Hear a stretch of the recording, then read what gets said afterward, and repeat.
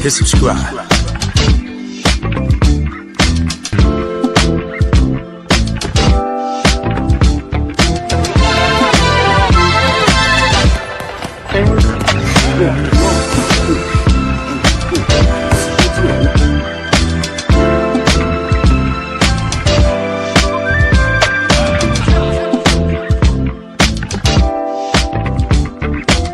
Subscribe to my guy, Uncle D. Tell him Big Bass sent you. Spurling. I'm an attorney here in Houston, Texas, an advocate for black men, largely because I am a black man. I'm a black father, I have black sons. Hey man, I do what I do.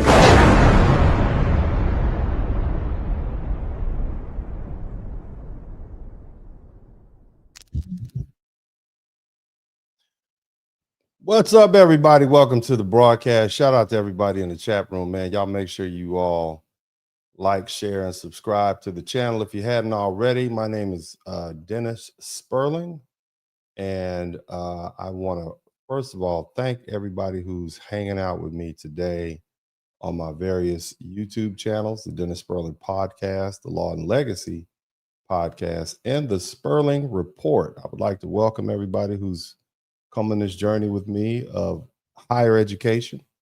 And I want to thank everybody. Everybody is welcome. Although you may not agree with me on everything I say, I just want to thank and honor you for the time you spent. I'm humbly appreciative. And in response, or should I say, out of respect, what I do is I do my very best to thoroughly research everything that I discuss. And that doesn't just include book stuff. It means I talk to you all. So I will interact with you guys. I will talk to you guys. I will definitely read all the super chats as they pop up. And the most important thing about me that you all know is that I'm not afraid to tackle tough subjects. And more importantly, I'm going to give you the cold, hard truth about it, which is why my nickname is the Blizzard King. All right. But anyway, one of the real surprises of the summer of 2026 has been the European response to coming to the U.S. for the World Cup. For many years, Americans have been told by foreign media, elite commentators, and even some of our own people that America is backwards, right? We're violent, uncivilized, it's unsophisticated, falling apart. But then the World Cup happens, and people from Europe, Japan, Ireland, Germany, Scotland, all over the world, they actually come here, and suddenly the story changes. They're not just talking about the Grand Canyon, okay, or New York City or a Hollywood sign. They're talking about Buc-ee's. They're talking about Texas Roadhouse and Waffle House and Walmart and free fills, soft drinks and portion sizes and air conditioning, highways, customer service, parking lots, clean bathrooms, general Southern hospitality, and basic American convenience. These World Cup fans have been raving about American comfort, our food, rural hospitality, and all sorts of stuff that we just take for granted, you know. There's a report by Time Out said the European visitors have they're flooding social media with videos celebrating America's aggressive use of AC. Okay, and understand something. I need you guys to understand this. These aren't people sneaking across the border. Okay, these are international visitors who came through the front door. They bought plane tickets, they got passports, and many had to deal with visas, hotels, rental cars, food tickets, transportation, and the cost of moving around one of the largest countries on earth, our country. Now, international World Cup visitors expected to spend on average about $5,000 a person, and that's about 1.7 times more than the typical international trip to the United States. And 1 in 3 plan to stay longer than the 2 weeks. And that tells you something important. America isn't just receiving a bunch of desperate people looking for emergency relief and trying to get on welfare so they can send it back home.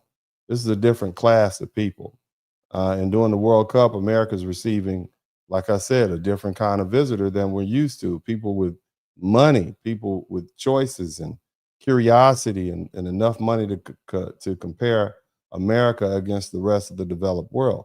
And it's predicted that 70.5 million international arrivals to the U.S. is coming in 2026, and they'll spend $178 billion for 2026. FIFA alone is expected to bring 10 million fans to the U.S. Now, we don't really know that much about soccer. That's not really our thing. But, you know, it seems to me that the ordinary American lifestyle is extraordinary by global standards based on what I see. And we complain about foreigners, you know. We complain about our country, but foreigners see abundance. They see travel plaza. They see that's clean. They see bigger and more efficient. They see big airports. They see mobility, you know, and, you know, we complain about air conditioning, but, you know, they use it for survival. I mean, think about this. AC, okay? Europe has been suffering through deadly heat waves. Many of the homes and buildings, they don't even have American style AC. They maybe have a window unit, but just so I can run this down to you, in 2022, the Nature Medicine study estimated that 62,000 heat-related deaths happen in Europe. Okay? And there was another Nature Medicine study that estimated 47,690 heat-related deaths happened in 2023. So 62,000 in 2022, almost 48,000 in 2023. And I want you to just compare this. By comparison, Pew Research reports that 44,447 gun-related deaths happened in the U.S. in 2024. So in other words, there are more Europeans dying of heat stroke than Americans dying of gunshots every year. Put that in perspective. And so when they come and see America and they experience AC, this is probably like a new phenomenon for them. So the real story is that America still works, and America has courts, it has elections, it has constitutional order and peaceful transfers of power. And America, and shout out to Day Walker, America has a Congress made up of House of Representatives, Senate. We have presidents. We don't have kings. We don't have strong men. We don't have dictators who serve for terms, you know, on end. We don't have that. No person can be elected to president more than twice. And that means no matter how much you dislike the president, you don't have to overthrow him. Okay, you wait, organize, vote, litigate, campaign, and remove him from office through law. We can sue the government. We can criticize the president. We can attack policies. We can organize, you know, and even when Americans lose trust in the government, the machinery of self-correction still exists. So when European visitors come here and they start praising America, they're doing more than complimenting our food. They're confirming that the American experiment still has power. And that's why Americans need to stop taking our country for granted. I mean, sometimes it takes an outsider to walk in, right, to something as simple as a gas station, you know, fill the central air in the middle of July and remind us that what we call normal is something much of the world doesn't have. Now, let's go ahead and take a few. I want you guys to kind of check out the videos because I found them to be hilarious. So I have several sets of videos we're going to go over. We're going to learn a lot more than you guys expect. If you just hang in there with me, I'm going to take you on a journey, and I think you all are going to truly appreciate what you learn here. But in the meantime, like, share, subscribe if you haven't already. Let's go ahead and take a look at some of these videos, and I thought they were pretty cool. You literally got people on here crying, but let's check this out.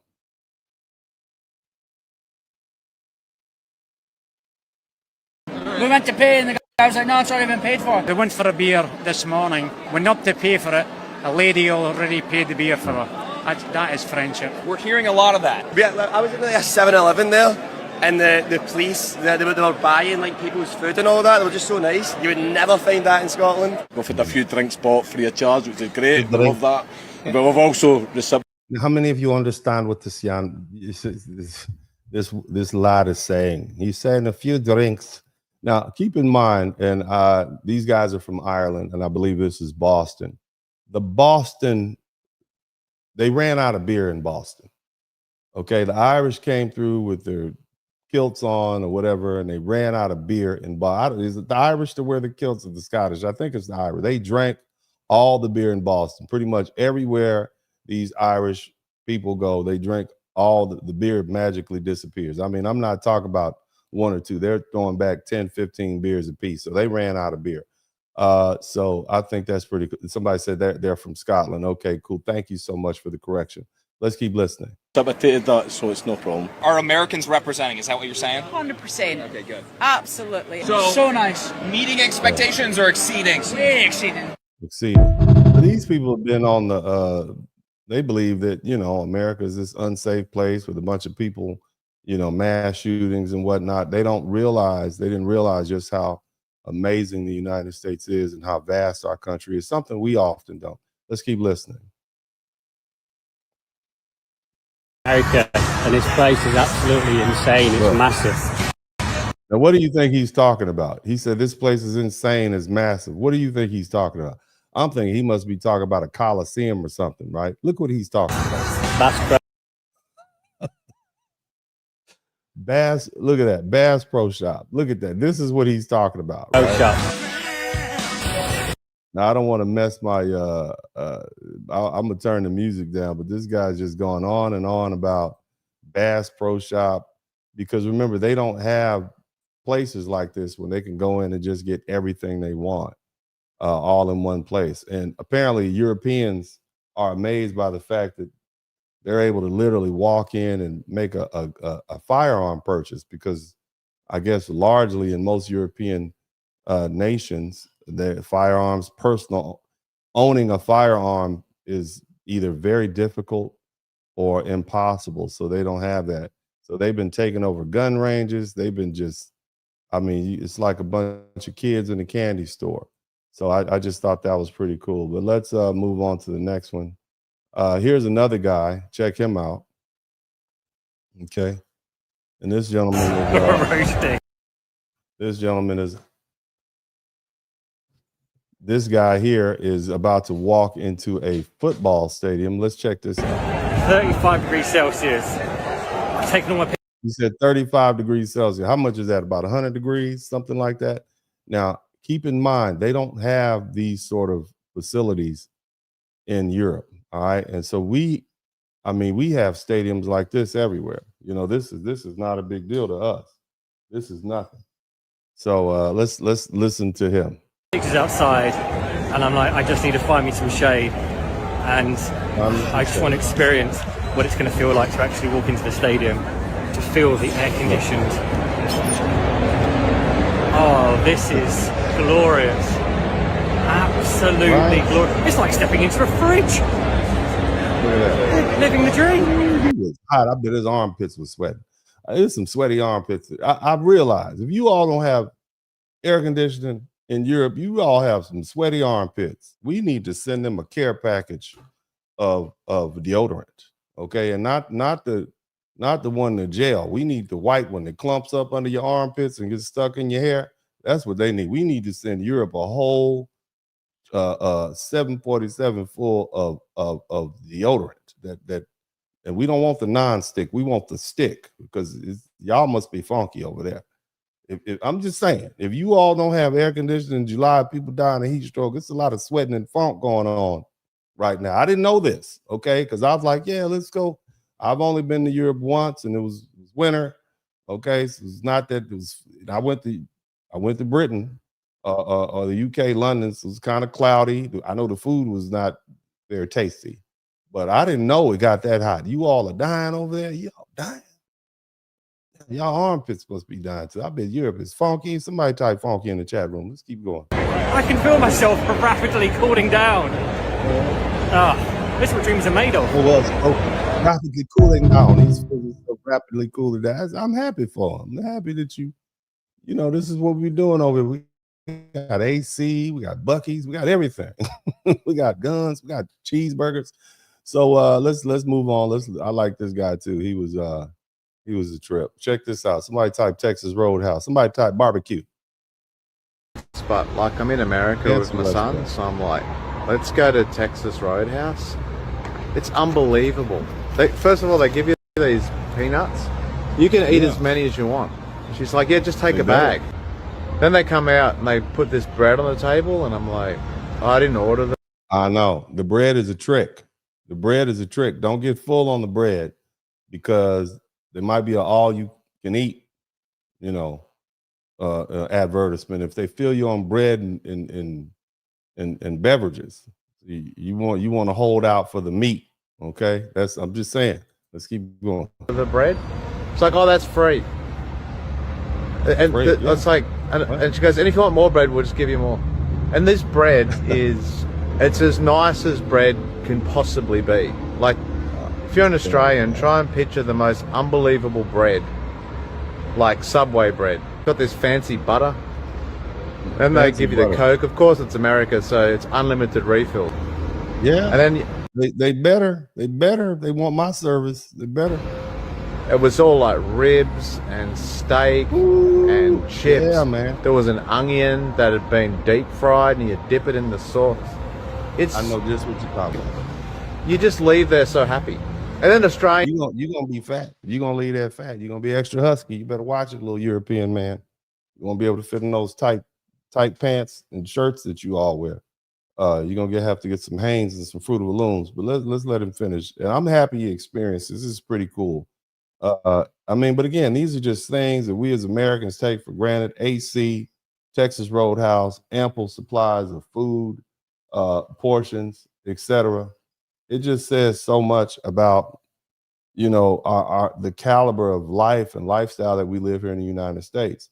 Again, I'm not saying we are perfect, but clearly, if Europe is the apex of civilization and the Europeans and the richest of the Europeans have now come over here and basically taken over all of our fast food restaurants and Walmarts and told us this is amazing. What does that tell you about America? Like, for all these people who've been consistently or constantly talking down America doesn't have this, Europeans better. And now the Europeans themselves, okay, and I'm talking about the rich ones, the upper middle class and middle class Europeans, are now over here saying, no, you got Europe beat. Y'all got Australia beat, Europe. The Japanese have taken over Dallas. They are throwing back shots at tequila, hanging out with Latina strippers. I heard about some German guys who got caught up on Richmond Boulevard at the strip clubs here in Houston, just hanging out, got carried away. So, it seemed, and I'm not saying don't do that. Okay. I'm not, keep it Jesus. But my whole point is, it seems to me like we've been lied to. It seems to be like all these other people telling us that America is this and America is that, and America doesn't have this. Seems like if they're comparing us to Europe, sounds like we've been lied to. At least as far as the Europeans are saying, because if they don't have air conditioning, let's just start with air conditioning. That is basic. That is basic civilization requirements. We wouldn't be able to inhabit Arizona, Texas, New Mexico, and Southern California without air conditioning in the summer. Can you imagine a hot and muggy day in Louisiana and South Louisiana with no AC? You might fall out. But anyway, let's keep going. Are all like, yeah, but in America you've got to tip. No, you don't have to tip. You want to tip. These people are the most wonderful people in the world. Yeah, tip. I don't even know why you Americans are so angry. They don't want a hug. They just give them a tip. That's all you need. This is what they do, man. This is why we tip. This is why Americans tip, because we are the land of plenty and we reward service. We give extra. That's part of our culture. We reward that extra effort. Okay, we reward that extra effort. Let's let this people are the most wonderful people. He looked just like his daddy. Woo-wee. He looked like he spit him out. That boy looked just like his daddy. Look at that. It wasn't no mama involved in that. That is a clone. Anyway, shout out to you and your son. The world. I don't even know why you Americans are so angry all the time. You guys have Texas Roadhouse in your country. You should just be walking around wanting to hug everybody. Americans are not angry. We just don't take anybody's stuff. We are the nicest people, especially here in Texas, especially the Southerners. Southerners are the nicest people. We get along pretty much as long as you cool, we're cool. I mean, this is you got it all messed up. Let's see what this fella has to say. Keep on listening. I apologise on the UK's behalf. We done you guys wrong. We done you dirty. The UK. We done you dirty. This is one of those black Brits that we've heard so much about. He got the little curly top. This is one of those black British. We didn't look, let me be honest with you all. As a black American, as a foundational black American, we were not necessarily aware that they had this many black people in Britain. We didn't really think that. We thought, when we think Britain, we think Sherlock Holmes, we think Düsseldorf, we think Harry Potter, Agent 007. We don't really think about black people over there. Okay, that's not when we think of the UK. First of all, it's two letters, U and K, and we're just now figuring out that the UK means England and Scotland, okay, and Ireland. We like, why don't they just call them those? Are those the same? United Kingdom. We put that together because we don't really learn much about you all other than we beat y'all up and sent you all back across the Atlantic. That's pretty much what we've learned. We know about the Queen. And we learned about, that the Harry. We know about former Prince Harry who married the girl from Compton. Okay, we learned about that. But for the most part, we didn't really know you had black Brits over there. But let's keep listening. The media, the outlets, they're not telling the truth. They must be showing us crazy stuff in the UK. Because the things we thought of the Americans, I can't even say. Because you'd be like, but I love this place. This place is amazing. You still got to go home now. Don't get too comfortable. We know you love it. We're happy you're here. Spend your money, but we got to get you on back across the pond. But we happy you here. Come back and visit. Go hang out in Miami sometime for Memorial Day weekend. It'll be a wholesome time. But let's keep going. Atmosphere, the people, the food. Just God bless America, and it's the land of the free. Can you believe it? And in the UK, we get told the US is like this, the US is like that. It's dangerous. Don't go. People are not nice.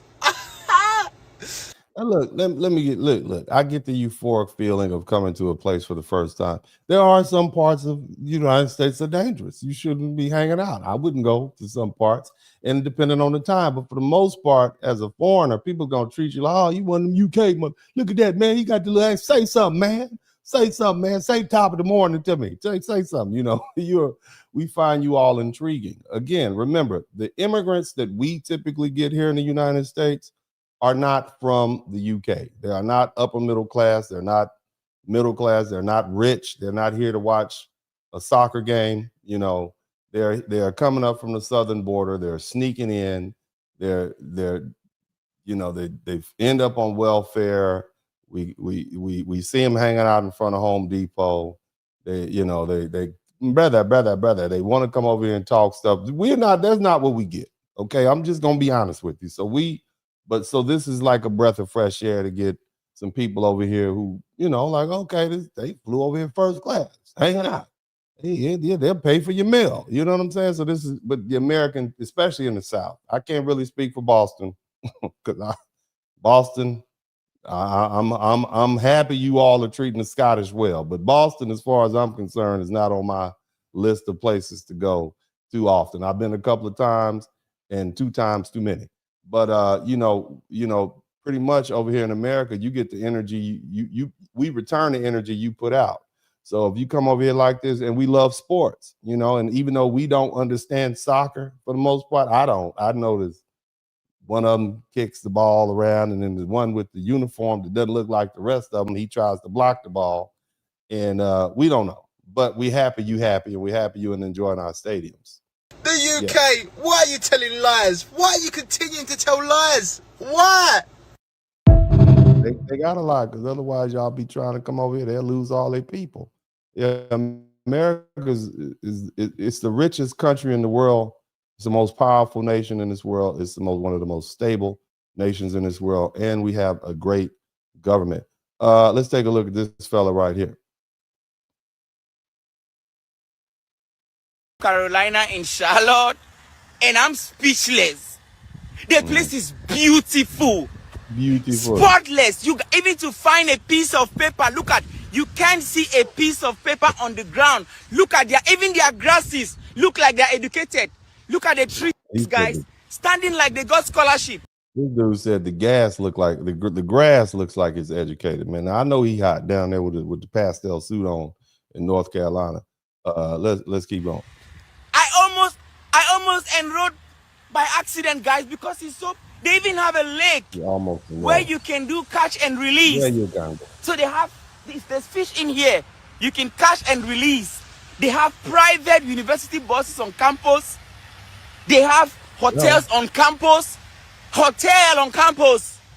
Chick-fil-A, McDonald's, Chinese, all on campus. Oh, man. Hey, as an African, you can call me uncivilized, but I've never seen anything like this. I don't care. I'm just being real. This is not a university. This is a luxury resort with assignments. It's giving Buckingham Palace. It's giving somewhere in the Queen's Palace in London. Look at you guys. I'm like, hey, Jesus Christ. How can you miss school when your campus look like University of North Carolina? How?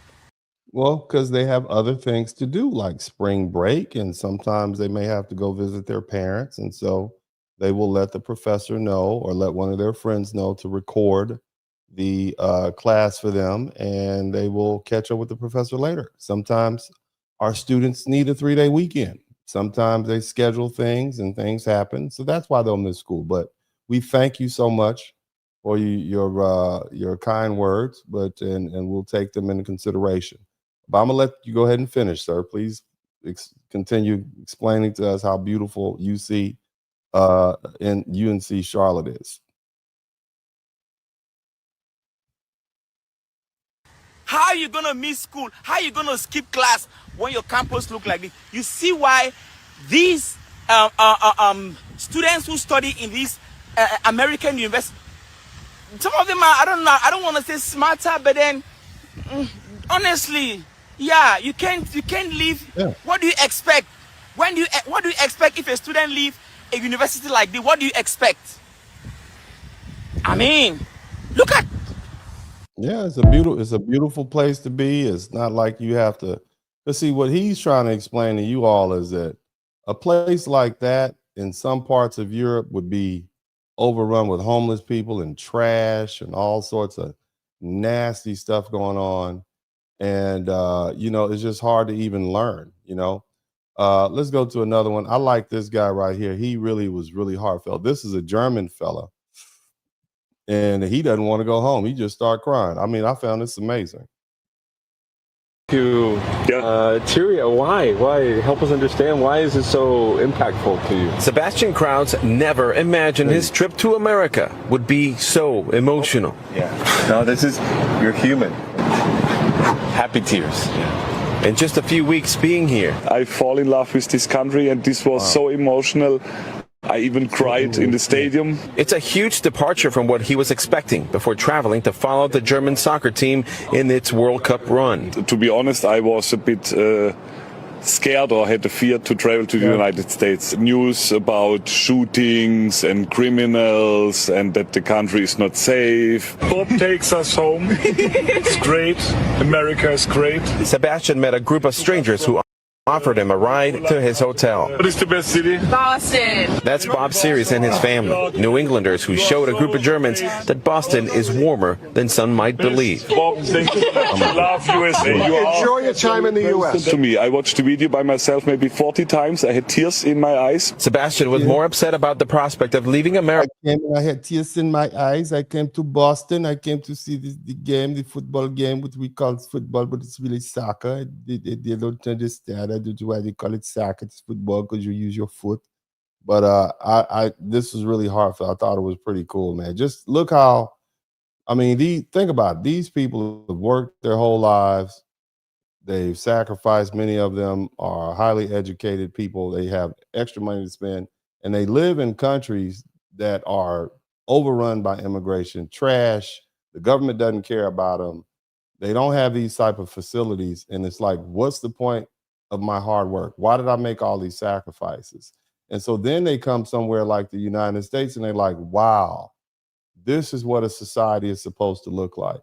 And that's why they're in tears. Like, imagine being hopeless and then you come somewhere and it's like, wow, this is what life could be like, because their whole existence has been old, run down, 1,000-year-old crap, you know, air conditioned, people dying, overrun by people that don't speak your language. You can't even have your own, and now you got wide open spaces. So, and high taxes. That's the other thing they have to do. America than Germany being eliminated from the tournament. That kindness he experienced is also what many locals and transplants have lived as well. I loved living here. I thought the people were always so kind. People here are very polite. The World Cup just made it easier for folks to see. I certainly talk to a lot more strangers than I normally do. And you think it's because of the World Cup? I do. Americans are not rude, Germans are not rude. If we are together, we can achieve great things. Sebastian's going to be sick. You got to go on back to Germany now. Don't come over here. We don't want, no. You go on back to Germany. But we're happy you're here today. Now, if you go back and apply the right way, I'm sure they put you up toward the top of the list. But around for a little longer. He's going to spend the 4th of July in Washington, D.C. Then he goes back home to Germany to his family and friends. He's going to be telling them all about our country. And as for our Good Samaritan Bob, I spoke with him over the phone. He says that he's just trying to pay back all the kindness that he received when he traveled the world. And he agrees New England and Boston are actually a friendly place. All right. Well, cool. I'm glad that these folks are enjoying. I got another couple of videos that these folks coming over here hanging out. And I just thought it was pretty cool. This guy, he's just lost in the airport. He just found the airport. Every day, America is not real. Look what's going on in the airport. I mean, think about that. Just having somebody singing songs in the airport, right? I mean, just think about that. That's something they don't have. That is crazy to me, man. You can't find somebody going there and sing a little karaoke, huh? While you departing your plane, huh? Even when I lose, I'm winning. What a place. What a place. I never want to go home. I feel you, man. Good shot at. Again, if nothing else, this should make you really begin to take another look at what we've been overlooking. Sometimes when my grandma used to say this, she would say when she was talking to my cousin, she said when she would tell him, a man never looked better. What did she say? She would say, a man never looked better to a woman than when she saw him on the arm of another woman. In other words, you don't really appreciate what you have until somebody else comes along and shows you just how much you should appreciate it. Now, I got a couple more videos, and we'll just keep on pushing and get our way out of here. This is them at one guy at a stadium. Check this out. Look at this. Look at that stadium, mate. Oh my word. I'm not sure why people were worried about these US stadiums, because if they're anything like this, they completely top the European ones. This is unbelievable. And that's just a random NFL stadium in Atlanta. That's not Dallas. That's not that $1 billion stadium. That's not the one that we have, or what used to be called Reliance Stadium. So I mean, they don't even have they don't have the facilities for this, and it's air conditioning, and the roof comes off, right? And that's just amazing to them. This roof even opens as well. Like, come on, this is the most majestic thing I've ever seen. Let me know in the comments if other US stadiums are like this, and if you want to see more adventures of me in America. Yep, they all like that or better. Hell, we have some high school stadiums that apparently are better designed and more expansive than some of the stuff they have there. Here's a couple more. The worst age tweet of all time. So on June 8th, 18 days before. Listen to this. The World Cup is about to something. I can't see. America is a shithole country.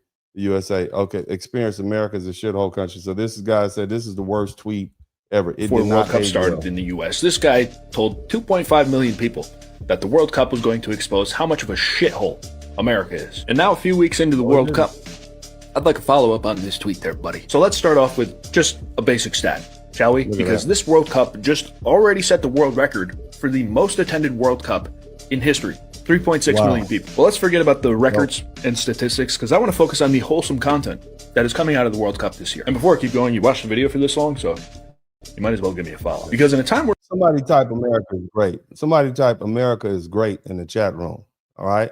And we're gonna have a heart. And I want all my foundational Black Americans to come to the front of the room. This is for you, because we've had a lot of people trying to soul swap with us, trying to destiny swap with us, and trick us out of our inheritance.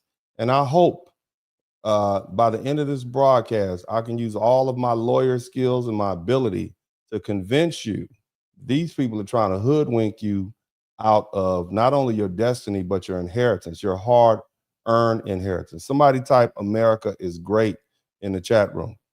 where it feels like everybody absolutely hates each other, there's one thing that seems to have brought the entire world together. And while everyone's saying, oh, bread and circus, I want more circus. Give me all the circuses. For example, the city of Lawrence, Kansas, with a population of under 100,000 people, basically adopted the entire Algerian national team. We have guys named Jim Bob, who are diehard Algerian soccer fans now. The Iranian national team is leaving handwritten notes about peace and friendship in every single stadium they play in. Ecuador fans put their own jersey on the Rocky statue in Philadelphia. There was a wedding in Philly yesterday, where basically the entire country of Croatia joined in to take pictures with the bride and her bridesmaids. Hundreds of fans from different countries are doing jersey swaps with each other. The famous German walked into an SEC stadium, saw an eagle fly around at Auburn, and was immediately American pilled. There's foreigners who cannot believe that Vermont and Texas are in the same country. The Japanese are starting chants saying, "We love Dallas." Norway is rowing their way across the US in every city imaginable. And teams like the Netherlands and Germany are also just taking over cities in ways that we... Man, I am so happy for these people. Like, look, let me tell you something. And I'm happy for Americans because, look, we don't have a problem with immigrants. We just have a problem with people coming over here, taking resources and we have our own poor people, okay? And America is about winning. It's about success. But how is it that a person who is trying to, quote unquote, pull themselves up by the bootstraps, you got about 1 million people coming up here from the southern border, and then they get placed right in front of you in your community. So now you got lack of resources, lack of jobs. You know, kids can't do the summer jobs anymore because you got a bunch of people, illegals working there. If we could get 10 or 20 million upper middle class and middle class people come to America with some education, who are willing to assimilate into the culture, Americans would not have a problem with immigration. But as it is right now, we are not getting these type of immigrants. We're not getting immigrants who fly over here on first class seats and stay in 5-star hotels and, you know, drink the bars out. That's not what we're getting. And so I would say over the past 5 or 6 years, you know, Americans are a little sour on immigrants, maybe more like 30 or 40 years. But, you know, I'm happy that they're happy. I'm happy that they appreciate, because I was sick and tired of people who come to this country and then complain about Americans. Oh, Americans are lazy. They're fat. They're not like, get up out of here. Excuse my language. I want to watch the profanity. But I like to see this, man. This makes me feel good. And it confirms something that I know and that anybody who's actually traveled knows. America is the greatest country on the planet, and we should be very appreciative of what we had.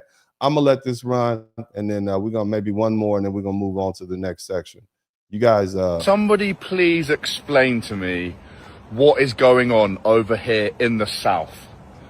Everybody is so friendly, so welcoming, so calming.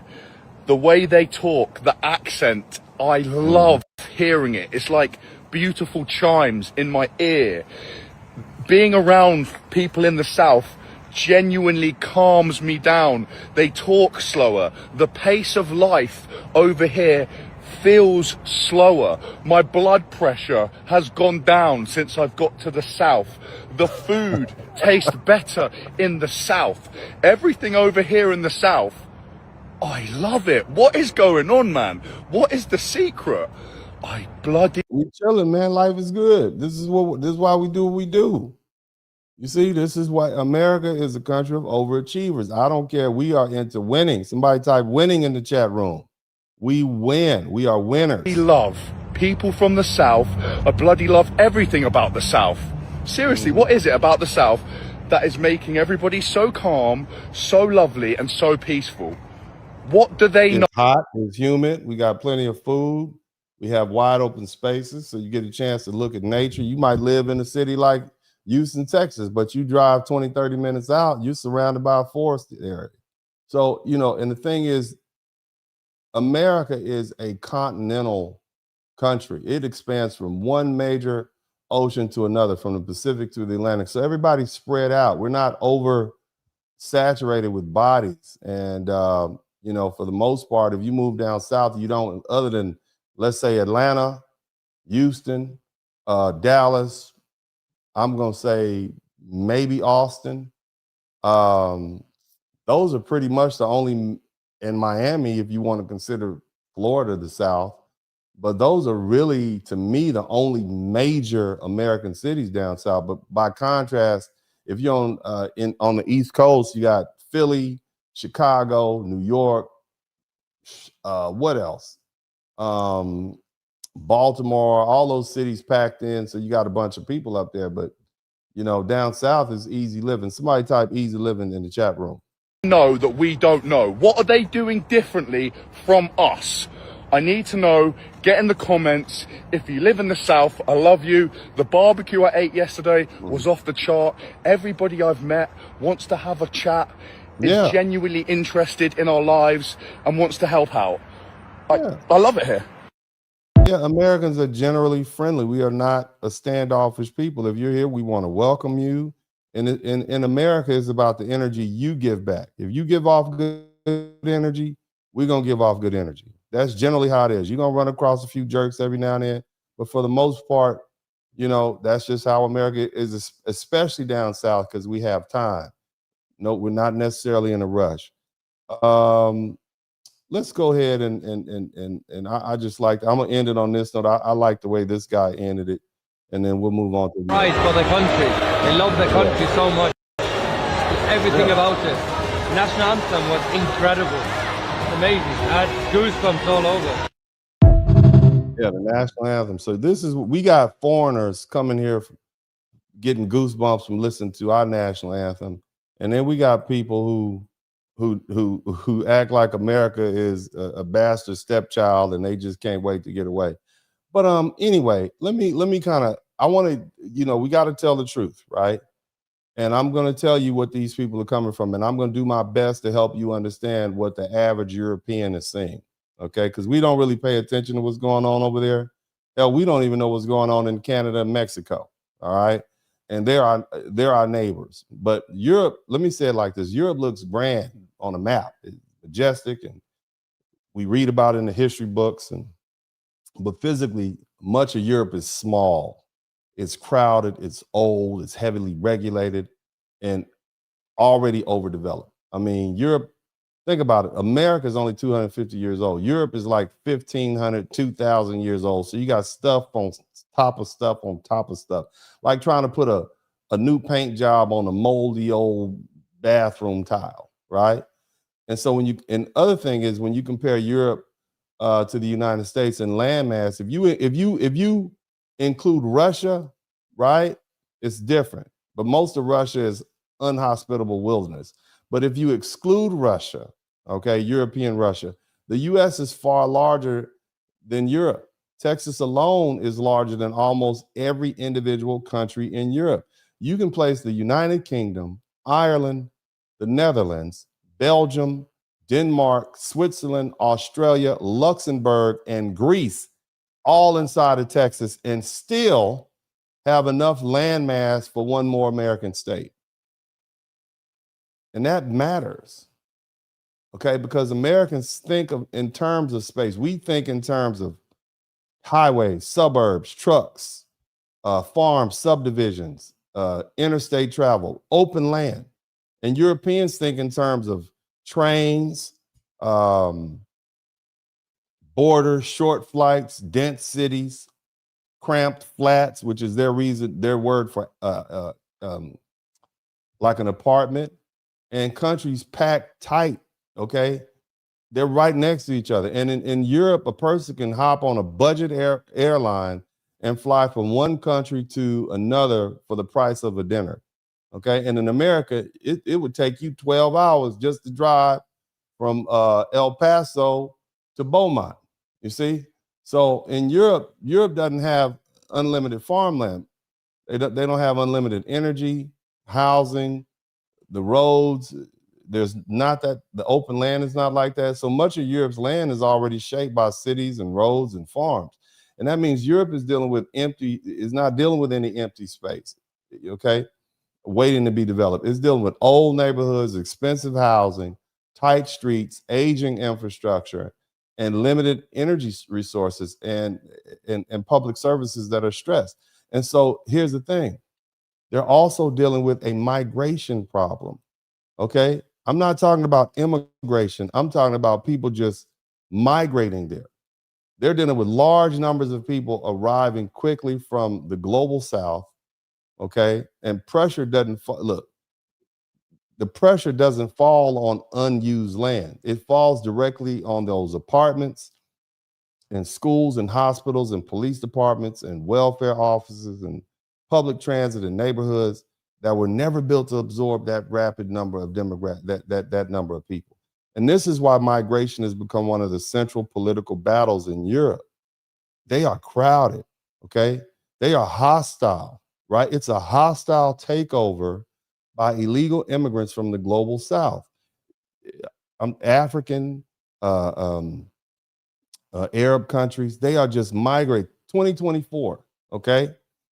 919,000 non-European Union citizens were found to be illegally present in the EU. That's an extra million people, okay? Keep in mind, you can push all those countries into the state of Texas. So that's just how little that space is. Think about that. Now, France, you know, the EU also issued, they said that they issued like 500,000 orders for people to leave, and they still won't go. And the continent is struggling to decide who has the right to remain and who's got to go and how to get them out of there. And so Europeans themselves are now saying out loud what many Americans call extremists for saying years ago, okay? They got to go. They're basically saying it's a migrant invasion. They got to go, shut the borders down. Now, again, along with this massive influx of people, you have a lot of criminality, okay? Rapid migration, failed assimilation, concentrated poverty, weak deportation systems, organized struggling, cultural separation. Europe is dealing with real violence, real fear, real street disorder. I want to put something in perspective with you. Sexual violence, okay? There's a Eurostat reported that in 2024, police recorded 256,302 sexual violence offenses in the EU, including 98,190 grapes. Can you imagine if they had that many grapes inside the state of Texas? That's what I want you to understand. Imagine if they had 98,000 grapes in the state of Texas. And I'm not talking about the grapes that you make grape juice with. You understand? Now, compare with 2023, that sexual violence offense, it rose 5%, and the grape rate rose 7%. And so over the decade from 2014 to 2024, the recorded SA or violence in the EU increased 94% in 10 years. Can you imagine that?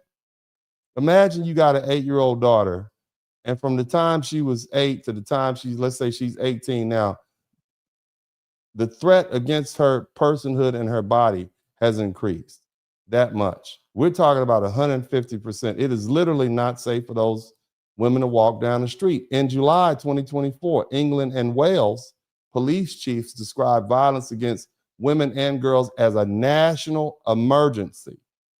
Think about that. We're not talking about drugs. We're not talking about You got a bunch of people over here, and the women are not safe. You can't let them do anything. They can't go anywhere. You see, the House of Commons Library reported that violence against women and girls makes up 20% of all recorded crime in Wales and England. And the police recorded that rape and sexual assault offenses against women and girls increased 264% from 2009 to 2024. You understand what these folk are dealing with? This is so when they come over, hey, there was an incident that happened in Germany on New Year's Eve in 2025. 1,000 women in 2015, 1,000 women were sexually assaulted in Cologne, Germany by groups of men that they identified as refugees or undocumented migrants from North Africa and the Middle East. This is what these people are going through. And so when they come over here, right, just the sheer safety alone that they feel. And it's everywhere, whether we're talking about France, whether we're talking about Germany, Great Britain. You see, this is what these people are dealing with. And see, that's the modern face of European disorder. Not just as, we're not talking about just a stranger in the alley. We're talking about organized abuse, online coordination, weak detection, and victims who may never receive justice. This is what they're dealing with. Look, Sweden. We always talk about Sweden. For you guys who don't know, Sweden, Norway, etc. The Vikings, right? That's where they are. Top of Sweden was sold as the model. They were generous with their welfare. They have these progressive values, this open migration. They have a high trust, peaceful street situation going. Now the Swedish police have identified about 62,000 people active in or connected to criminal networks.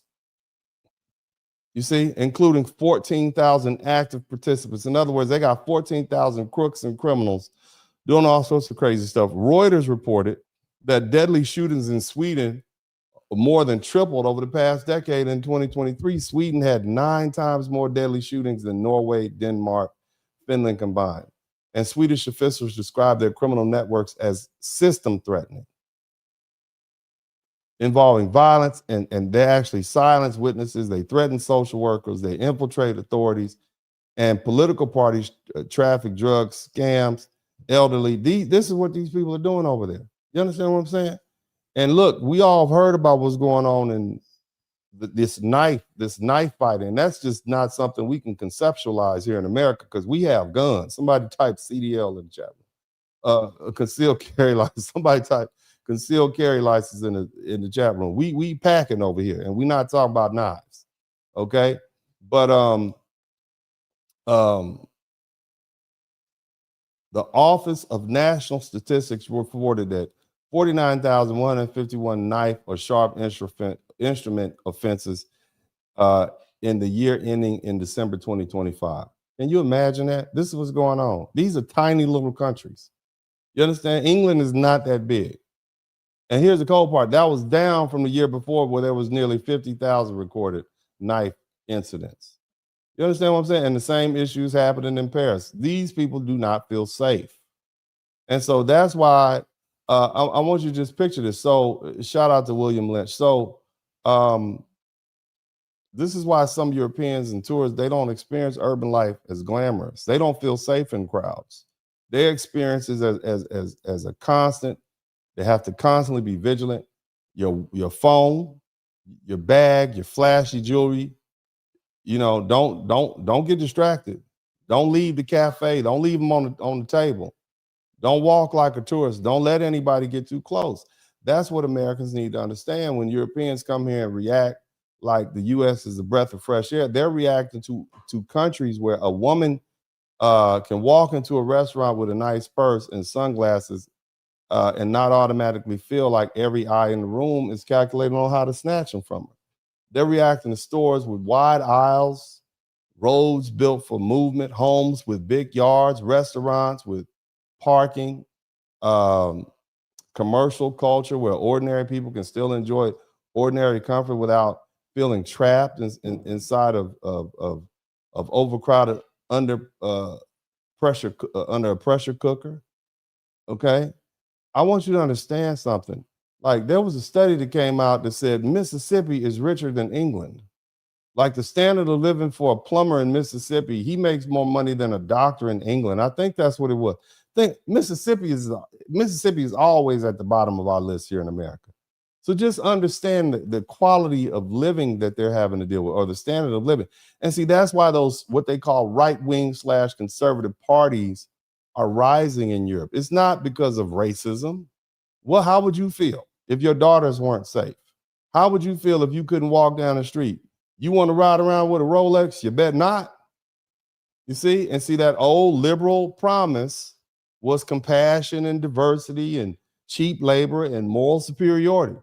But a lot of ordinary Europeans believe what they received was overcrowding, a lot of cultural conflict, a lot of fear, disorder, weaker public services, and a political class that protected ideology before its own citizens. This is what they feel. I'm just telling you why it's so. There's no reason for you to go into Buc-ee's and be like, oh my, this is amazing. That is not what Buc-ee's is meant for. It's the gas station. Okay, but here's the more important point. Here's the more important point. And shout out to somebody just contributed to the super chat. Shout out to William Lynch. This is a warning to America. You understand? Because we got it going on over here. If you didn't believe it before, you know now. After the World Cup, they let us know we have the best country on the planet, and the word is getting around. But what you need to understand as an American, and I'm talking specifically to Black Americans, because we keep letting people ride in here and borrow our black card, and we stand up for them. You understand something? No nation can remain compassionate if it refuses to defend its own people, and no society can survive if it refuses to control its borders. You're not going to be able to preserve your culture. You're not going to be able to manage your resources. You certainly won't be able to enforce your laws.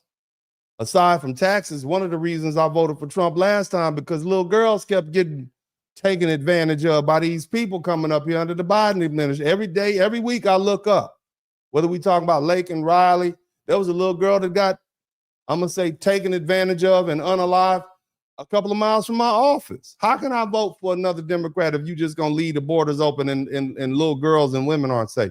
That's crazy to me. That is insane to me.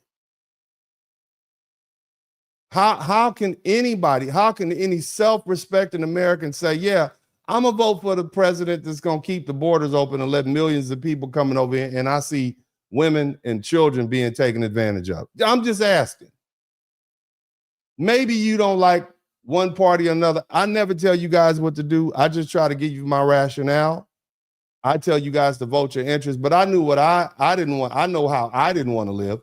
I might as well go back to South Central if I wanted lawlessness. I don't want the whole of America to turn into the ghetto.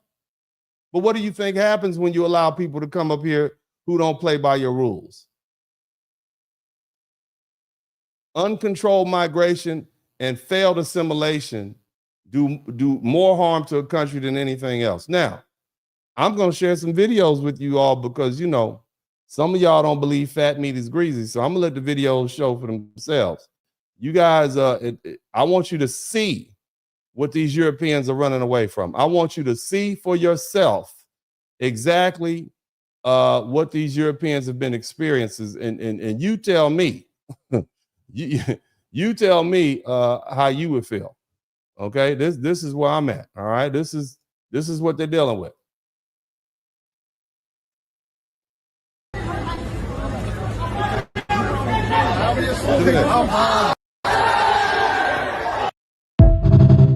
These are migrants just running the street, and now the people have had to just kind of take over and take the law in their own hand and become vigilantes to try to stop all the crazy stuff that they see going on in their countries. Let me see if I got another one for you. Boom, here we go. Crazy motherfucker named Ice Cube Look from at the gang called Niggas with Attitudes. When I'm called off, I got a sawed off. Squeeze the trigger, Look at that. their bodies are hauled off.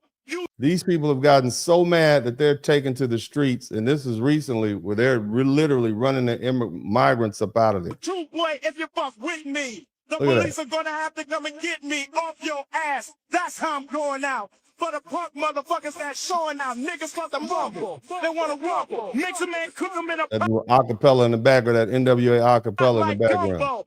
Going off on the motherfucker like that. With a gat that's pointed at your ass. So give it up smooth. Ain't no telling when I'm down for a jack move. Here's a murder rap to keep ya dancing. With a crime record like Charles Manson. Look at that. They running them up out of there. So, you know, over there, you've had a rise of what they call right-wing, I guess they call it right-wing vigilantism or something like that. Not vigilante, but listen to this guy. Listen, I don't know their leaders, but I'm just going off what I see. Even more determined than ever to restore our unique country through a great repeal act when Labour falls at the next election. I don't particularly care if we're liked by the rest of the world. I care if we're respected, because right now Britain is a joke, and it has been for some time. I want the British government to put the British people at the top of the agenda. Yeah. We should make no apologies for that. Learn from Trump. Let's be unapologetic. You hear what they said? Learn from Trump. You hear what he's saying? So the rest of the world is learning from America. And now, let me tell you what's going to happen. They're going to go back over there and they say, you know what? We want to live like that. They want Costco over there now. This is what they're going to say. Apologetically patriotic. Slash tax across the board. Enforce the border. Deport those with no right to be here. Accept biological reality. Fight back against wokery. Bulldoze nonsensical foreign aid. He said fight back against wokery. He's just making up words. Eradicate DEI. Deliver sensible infrastructure. Carpet bomb public sector waste. Brutally crack down on crime. And plenty more. Let's make Great Britain great again. Thank you. Yeah. And I really don't understand. You know, I understand where these people are coming from. Look, I don't let's hear what this brother has to say. You guys hit the #1 button. Over 605,000 deportations, 1.9 million more packed up and left on their own. That's over 2.5 million people who are no longer here illegally. And here's the one that should stop you in your tracks. For the first time in over 50 years, the United States had a negative net migration. 50 years. Right.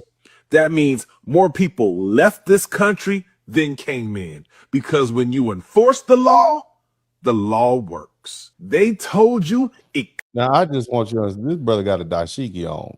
This brother got a dashiki on. He must be part South African, because those South Africans feel the same way. They are getting them folk up out of there. But let's keep listening. Couldn't be done. They said the border was too broken, too complicated, too political. No, it was just too convenient. The same people who called enforcement cruel are now watching 2.5 million people leave without a single policy they supported, and they'll reap the benefits. This isn't cruelty. This isn't racism. This is what a country looks like when it decides to take itself seriously again. That's how you make America great. Is it racism to want to protect your borders? I'm just asking. Is it racism to want to protect your borders? Because we can hear this man say it, right? We hear this fella say it. And you can't say he's a racist, but then, you know, you hear this lady say it, or somebody like Donald Trump. I'm just asking questions. Y'all mate, fuck them all. Yeah. Go again, love. And if you saw someone of colour here right now, what would you say to him? What's your favourite immigrant? Good one. This is a white country. Yeah. We don't need blacks. We don't need fucking Islam. We don't need. Now look, she don't like blacks. She don't want nobody over there. but and it sounds pretty racist to me. It sounds pretty racist to me, and she's got a lot of umph with it. But you hear the same thing coming from other black people. you know, who, and again, I didn't know they had this many black people in Great Britain, but take a listen to this. The United States has been complaining, at least privately, that Europe is not pulling its weight on defense. President Trump may be unorthodox in how he speaks to us, but there are forces at play here that are much larger than his presidency. The mirror that he is holding up to Europe, and that we find so uncomfortable to look in, is showing us that without the United States, we cannot properly defend ourselves. At present, Europe can't even protect its own borders, much less defend itself from places like Russia. Think about that. European strategic autonomy is a fairy tale. Even parts of our own British nuclear deterrent are dependent on America. Whether these shifting stands are being driven by Donald Trump doesn't matter. Britain's response and the actions we must now take are the same either way. We must reassert ourselves as a serious power in the world. Europe can't even protect its own borders, much less exert power around the world. And so again, when you have Europeans that come to the United States and say, wow, this is it. This is what we wanted. This is our Show dream. our allies what we bring to the table, show our enemies that we are ready to defend ourselves. If we do not, we will have no say in whatever comes next. No, you won't.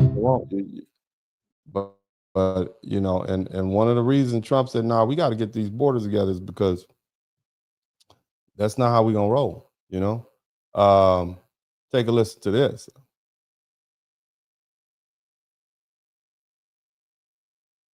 The white dominions, Canada, Australia, New Zealand, especially as you're seeing they're starting to speed run. They're starting to come out of their crouch and basically just be like, yeah, actually, in the 21st century, I think they've increased the population of Canada by like 35%. They're talking about the increase of European people from the global South coming to places like Canada and these other quote unquote white countries. Now, I would disagree that America was ever a white country because it always had black people and brown people here. They came with and before most Europeans. But the bottom line is, you know, these folks are getting angry, and I understand why. They're losing their country. I mean, I'm just saying, this is what I see. This is what they're saying.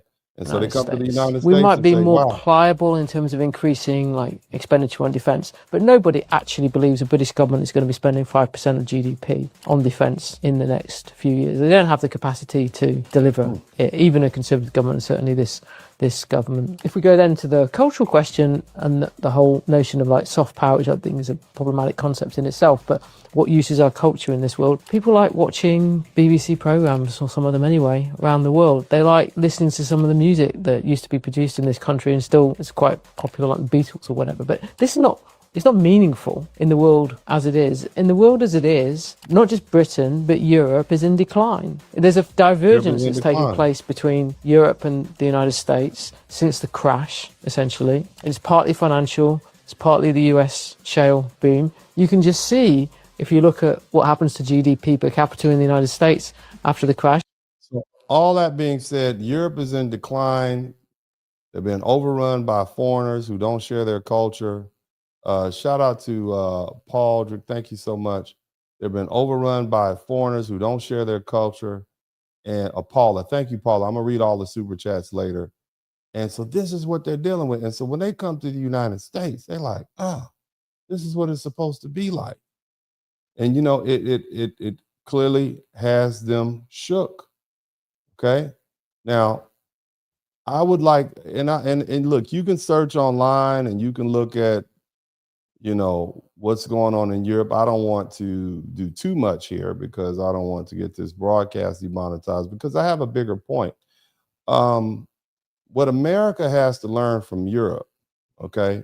Number one, we learned that we have it going on, as they say. In other words, we have a good thing going here.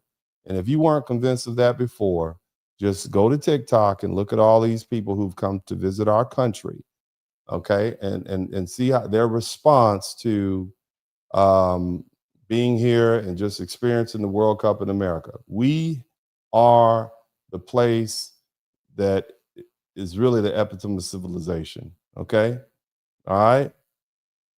And America needs to learn from Europe that illegal immigration isn't just a border issue, it's a civilization issue. When large numbers of foreign-born newcomers arrive in a community with different languages and customs and religions and political assumptions, they have different family structures, they have different expectations of government, and you know, the community is going to change. But people don't arrive. Look, people don't arrive as blank slates. They bring their children with them. They bring their trauma. They bring their habits. They bring their loyalties and their voting patterns and their economic needs and their cultural expectations and the assumptions about law and authority. And the research shows that immigration pressure is almost is the most severe at the local level. Okay, in major cities. In 2022, about 62% of migrants in countries studied lived in large metropolitan regions, compared to about 45% of the native born. In other words, they come crowd out to cities and they bring more problems to already overcrowded cities. And so when large and mid-sized metropolitan areas are combined, 84% of migrants live in those areas, compared with 75% of native born residents. And that means the practical burden doesn't spread evenly across the country. Look, Chicago is dealing with it. Philly is dealing with it. Baltimore is dealing with it. Houston is dealing with it. It lands on specific cities and school districts and hospitals and police departments and rental markets and transit systems and welfare offices and working class neighborhoods. In the United States, that's usually Black American neighborhoods. Somebody type FBA in the chat room. And this is where these studies become very important. The National Academy's major report on immigration in the U.S. found a long-term impact on immigration. They impact wages and employment for native-born workers. Overall is generally small, but when negative effects appear, they fall most heavily on prior immigrants and native-born workers without high school diplomas. And that means the people most likely to feel labor market competition are not going to be your doctors and lawyers and engineers. It's not going to be those politicians giving those lofty speeches and putting those ugly libraries in Chicago. Okay, those commemorative libraries that look like some sort of obelisk that they're praying to Satan in. I don't know what that was about, but it's another subject. But again, that first generation of immigrants is more costly to the government, especially at the state and local level, largely because of the public education costs for their children. They haven't paid into the system, and now the local system has to account for their education, their health, etc. Now, the second born generation, that becomes they become the strongest fiscal contributors. So the honest conclusion isn't that immigration has no benefit, but the honest conclusion is that the benefits and the costs are unevenly distributed, and the costs hit local taxpayers and working class communities the hardest. So people are struggling, okay? They're struggling already, and then you throw a bunch of people who don't speak the language, who are taking the low-paying jobs, and it creates a problem. And that's what we are dealing with.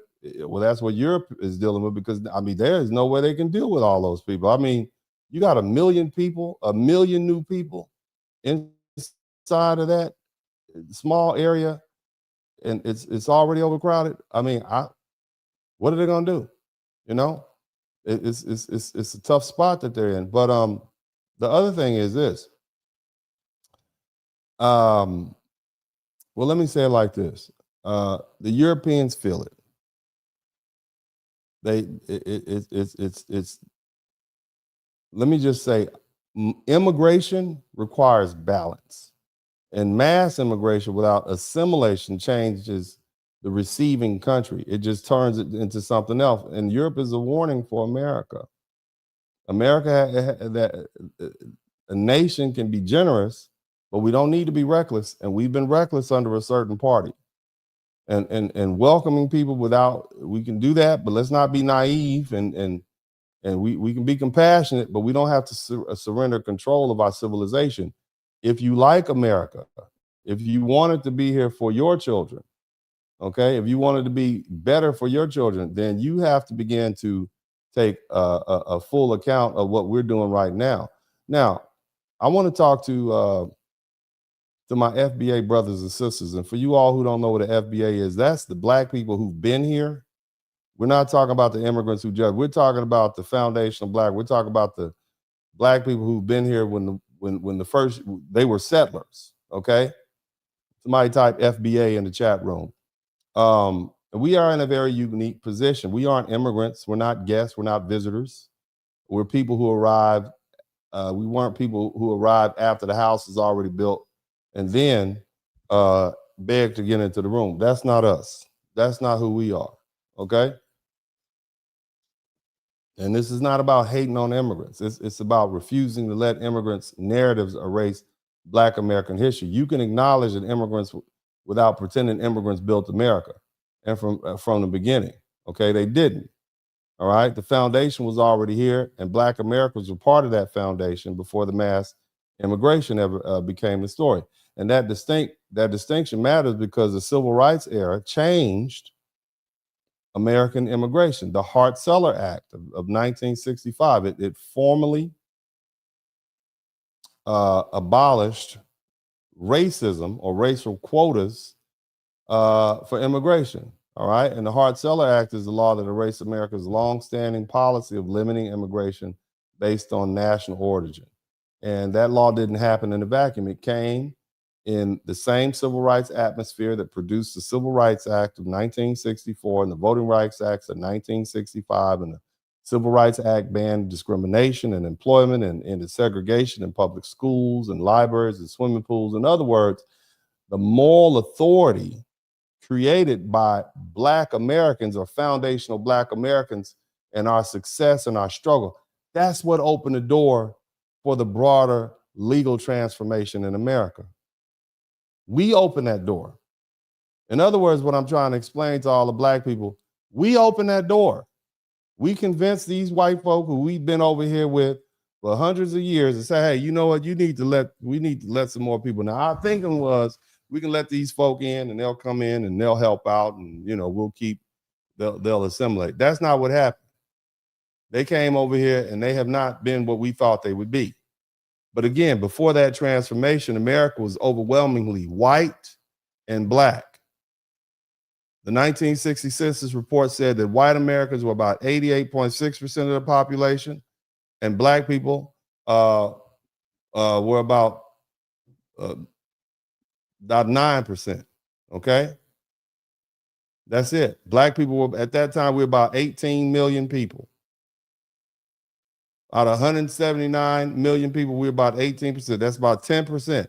And that means before 1965, the central racial and political question in America was not Black and brown, it was Black and white. Specifically, it was foundational Black American, Black and white. It was the descendants of enslaved Africans and the intermix and the admixture and people who had dealt with segregation, who have been exploited and who've been excluded. Bottom line is we earned our citizenship. We didn't come over here, somebody dropped off a baby, and then we anchored ourselves to that. And you need to understand that's the historical frame people keep trying to blur. They want to act like every non-white group entered the American story at the same time, under the same conditions, carrying the same burden. That's false. Foundational Black Americans were invented here. You understand? In other words, we've been here. We didn't choose this country as an opportunity. This country chose our labor, it stole it, built wealth from it, and then had to be forced through war, amendment, protest, litigation, and our straight up patriotism and dedication. Then they rewarded us our full citizenship. But we were Americans before we were citizens. That's what the 14th Amendment was about. There's been a big deal about birthright citizenship. We were Americans before we were citizens. We were Americans without citizenship. That's what Clarence Thomas was talking about in his order. Him and Ketanji Brown went around. Oh, no, she's just, Don't want to say anything bad about her, but the bottom line is Dred Scott was a Supreme Court decision that had to be overturned. Happened after the Civil War. Because it was that case that told black people who were American citizens that we had no rights. We didn't have the rights of which a white man was bound to respect. So Justice Clarence Thomas, in his dissent, and Barbara v. Trump, he put emphasis on that history for that reason. The Reconstruction overruled Dred Scott first through Civil Rights Act of 1866 and then through Citizenship Clause of the 14th Amendment because black Americans were Americans. He said specifically, they or we had no other homeland, owed no allegiance to any other foreign power. We were subject to no other authority. That's the part people want to skip over. The Citizenship Clause was born from the constitutional evil done to black Americans. Our great nation had finally admitted that people who built the country, bled in all of its wars, raised its crops, cleared its land, nursed its children, cooked its food, built its wealth, and survived its terror belong here as a matter of constitutional right. So our citizenship is not some paperwork. It's not the same as a visa. It's not the same as an asylum application. It's not the same as a TPS or a green card. It's not even the same as a naturalized citizen. And it's certainly not the same as flying over here pregnant and dropping a baby off at the local hospital. That's not what we have. These people treat American citizenship like a prize at the end of a travel package. Foundational Black American citizenship was earned. It was earned through generations of hard work. Somebody type hard work in the chat room. It was earned through generations of blood, sweat, and war fighting, and terror, and resistance, and patience, and hard-fought court battles, and ancestral sacrifice. Our people look, other people get granted citizenship, but they didn't earn their citizenship the way FBA earned ours. This is why we can't allow our status, our very special status, to be pimped by these outsiders just because of the color of their skin or because they are a quote unquote POC. These people get a foothold, right? We provide a foothold, they use that foothold, and then they let everybody else in the door. And the danger isn't just immigration, the danger is dilution. You understand? This is what's going on. See, that Supreme Court in v. Barbara Trump, the birthright citizenship, it was truly a slap in foundational Black Americans' face. But you all are so bedazzled by Ketanji Jackson Brown. You think, oh yeah, we won. You are just befuddled by the Liberal Party, right? Oh yeah, we won. That was a slap in FBA's face. It totally erased all of our history and the meaning behind that. We earned it. We're not just going to give this, the dissent was basically, and we're not just going to give citizenship away. Do you know what these Black Americans had to do to get it? They slaved, they toiled, they fought in all the wars, and you just going to give it away to somebody who dropped a baby off over here? Somebody type anchor baby in the chat room. Any anchor baby is worth as much as your the citizenship that your family waited in line for, voted for, died for, got lynched for. Anybody who flies over here from any country could just drop a baby off. This Chinese billionaire with 100 baby mamas that he sent over, his children, their sacrifice is worth as much as yours. What does citizenship mean? Are you all listening to me? You should be very, very upset. Our claim is now adjacent to the immigrant claim for citizenship. Our reparations claim is blurred. Our civil rights protections are generalized. Set-asides get broadened. Historical debt becomes diversity. Black American lineage becomes people of color. And before long, the people whose ancestors actually paid the price are standing in line behind people whose family arrived after the doors were bust wide open and after the struggle was over. That's why delineation matters. Somebody type delineation in the chat room. That's why it matters. That's why it matters. We are distinct and different people. Foundational Black Americans are drawing lines because history taught us what happens when we don't. If Black Americans don't define ourselves, someone else will define us in a way that benefits them, not us. See, after Reconstruction, Black folk trusted the amendments and the alliances and the moral appeals would protect us. But when the federal protection was withdrawn, which is what you just see happen with that Barber v. Trump case, guess what happened? Political deals get made. Black people were sacrificed. Rights without enforcement failed us. Integration without power failed us. Coalitions without leverage failed us. And the lesson isn't ancient history, it's survival knowledge. And this is why I reject the lazy phrase shared struggle. Black Americans we can empathize with people without pretending that their story is our story. A person who's voluntarily comes here, even from poverty, war, or hardship, isn't the same as people brought here in chains and then forced to fight for centuries to be recognized as citizens in a land that they built. Again, we were Americans before we were citizens.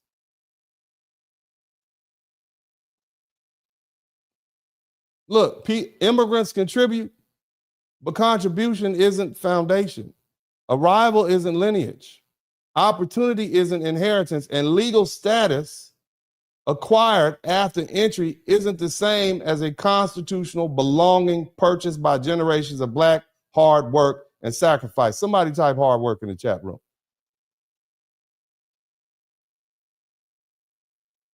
Are you all with me?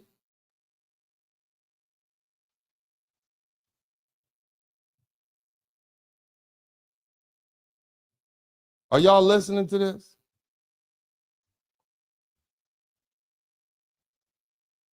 But again, that's why the foundational Black American perspective carries weight in the immigration debate. We have a unique historical relationship with America. You understand? We don't have another homeland to be deported to. Matter of fact, if they tried to deport us, we would fight them, and they know it. That's why they leave us alone. That's the difference between us and them. Our labor made the American dream possible. And this is where Sister Barbara Jordan comes in. Somebody type Barbara Jordan. Look, I want y'all to understand something. Our leaders have been talking about this for years. If you don't know who Barbara Jordan is, but let me let this video play. I want you all to understand who this sister is. She's from a very well-respected politician. Rest in peace.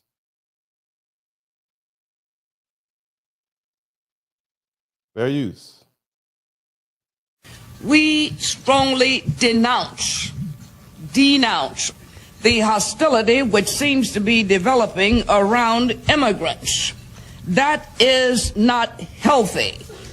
We cannot sustain ourselves as a nation if we condone divisiveness in this society of immigrants. At the same time, we disagree with those who label our efforts to control immigration as anti-immigrant. I believe quite firmly that we can quiet and dampen the flames which are surrounding public opinion where immigration is concerned, because people on both sides of this issue have engaged in too much hyperbole. We have got to put the matter of immigration back on a civil course. We have got to know that immigration really goes to the heart of who we are as a nation. If we are confident enough as Americans in our culture, we should welcome the legal immigrant. We should be able to accommodate diversity in our society. Are we strong enough to welcome those who ought to be in and retain a commitment to the rule of law by keeping those out who shouldn't get in? If we ought to preserve our immigration tradition and our ability to say yes to the people who want to get in and seek entry, we've got to have the strength to say no to the people who are not supposed to get in. Does that sound racist to you? Do you think who amongst you all think that Barbara Jordan is racist? The Honorable Barbara Jordan. Do you think she's racist for saying that? Or is this good old-fashioned common sense? See, this is back when Democrats actually spoke common sense. You understand? This is back before all of that crazy left wing, those talking points took over. This is when we talk. Is she racist too? I mean, I'm just asking questions. Is she racist too? Is Barbara Jordan racist for saying, hey, we need to protect our borders? Let's let the Honorable Barbara Jordan finish speaking. We need to make deportation a part of a credible immigration policy. As a nation committed to immigrants and the rule of law, we've got to do that balancing act. The most urgent immigration problem we face today is the unauthorized entry of hundreds of thousands of illegals. That under the most, you hear what she said? She called them unauthorized. That was not illegal. You understand? So same problem. This is 95. Same issue. Undermines our commitment to legal immigration. Although the illegal alien may be generally law-abiding, and particularly in good economic times, maybe we need the illegals, their entry in violation of the law is a violation of our national interest. We believe she said their mere presence is in violation, goes against our natural interest. Now, again, Barbara Jordan's warning becomes important because Barbara Jordan wasn't some right-wing extremist. She was a black woman from Houston, Texas, 5th Ward, HBCU graduate, Texas Southern University. She was a constitutional thinker and one of the most respected public officials in American history. As chair of the U.S. Commission on Immigration Reform, her position was simple. Immigration policy must respect the rule of law. Illegal immigration creates jobs magnet, and the people hurt first are low-skilled American workers. And let me tell you what she really understood. She understood that enforcement wasn't cruelty, it was labor protection. And for black workers, specifically black men without degrees, that's who she was trying to protect. For all you black folks who decide to run over there to the Liberal Party and you were going to vote for Kamala Harris, that was probably the silliest thing you could have done. If you have a son or an uncle or a husband or a family member, when jobs decrease, incarceration increases. Again, black folk, I'm not here to tell you how to vote. That's none of my business. I'm just here to lay the issues out and let you make your own common sense determination. You can call Trump racist. You can call some of the other administrators racist, but can you call Barbara Jordan racist? She is from the roots. You understand? She was trying to protect Black Americans. She was trying to protect foundational Black Americans. And see, that's Black economic realism right there. I'm going to let the Honorable Barbara Jordan continue speaking. The credible approach to immigration must be comprehensive. First, border management. We support a very simple view about border management: prevent illegal entries, facilitate legal ones. Very simple. Prevent illegal entry, support legal. That sounds like Trump to me. Is that racist? Somebody type MAGA in the chat room. Does Barbara Jordan sound like she's MAGA? I'm just asking questions. Because this is the same thing that Trump was saying, and y'all called him racist. I just thought, well, seems like common sense to me. I guess it could be racist, but damn. Seems like a smart thing to do. If you guys don't believe it, just go ahead and open your front door and just keep it open. Matter of fact, take the front door off of your house. If you believe that it's racist to keep people out that you don't want in, go ahead and open your front door. Somebody type open your front door. And look, I am a lifelong Democrat. I've only voted for 2 presidential candidates. And that has been Donald Trump, part 2 and 3. I didn't even vote for 1. He was a loose cannon. I didn't know. Who was this guy? Who is this guy? This guy is, you mean Trump? You mean the guy with the buildings and the gold plated? I didn't do it. But after I realized I'm paying less taxes under Trump, I mean, I'd already paid less taxes under Bush, still voted against the Republicans. And again, I vote a mixed ticket. I vote my interest. So that means if there's a Democrat that I like, I vote locally, typically. But in this particular situation, the Republicans have the win when it comes to immigration, and that's probably the most pressing thing. Did you see Europe? Did you see how these Europeans are responding to being over here in America, where they can walk down the street and not have people running up on them trying to steal their watches and their cell phones and their glasses? I mean, did you look at the SA rate in those European countries? It is not even safe for women over there. I'm just asking questions. That you all do what you want to do. I don't know who I'm gonna vote for this year. I don't know. I'm thinking about it. Okay, but I'm going to vote my interest, and all I'm asking you all to do is consider voting your interest, whatever it may be. Second part of our strategy, work site enforcement. Employment, we believe, continues to be the principal magnet for illegal aliens coming into the country. As long as U.S. businesses benefit from illegals on their workforce, they are not going to try to help us get on top of the problem. We believe that employer sanctions must be made to work, and enhanced labor standards enforcement essential components of a strategy to reduce the job magnet. The third part of our recommendations, immigrant eligibility for public benefits. That's a major one.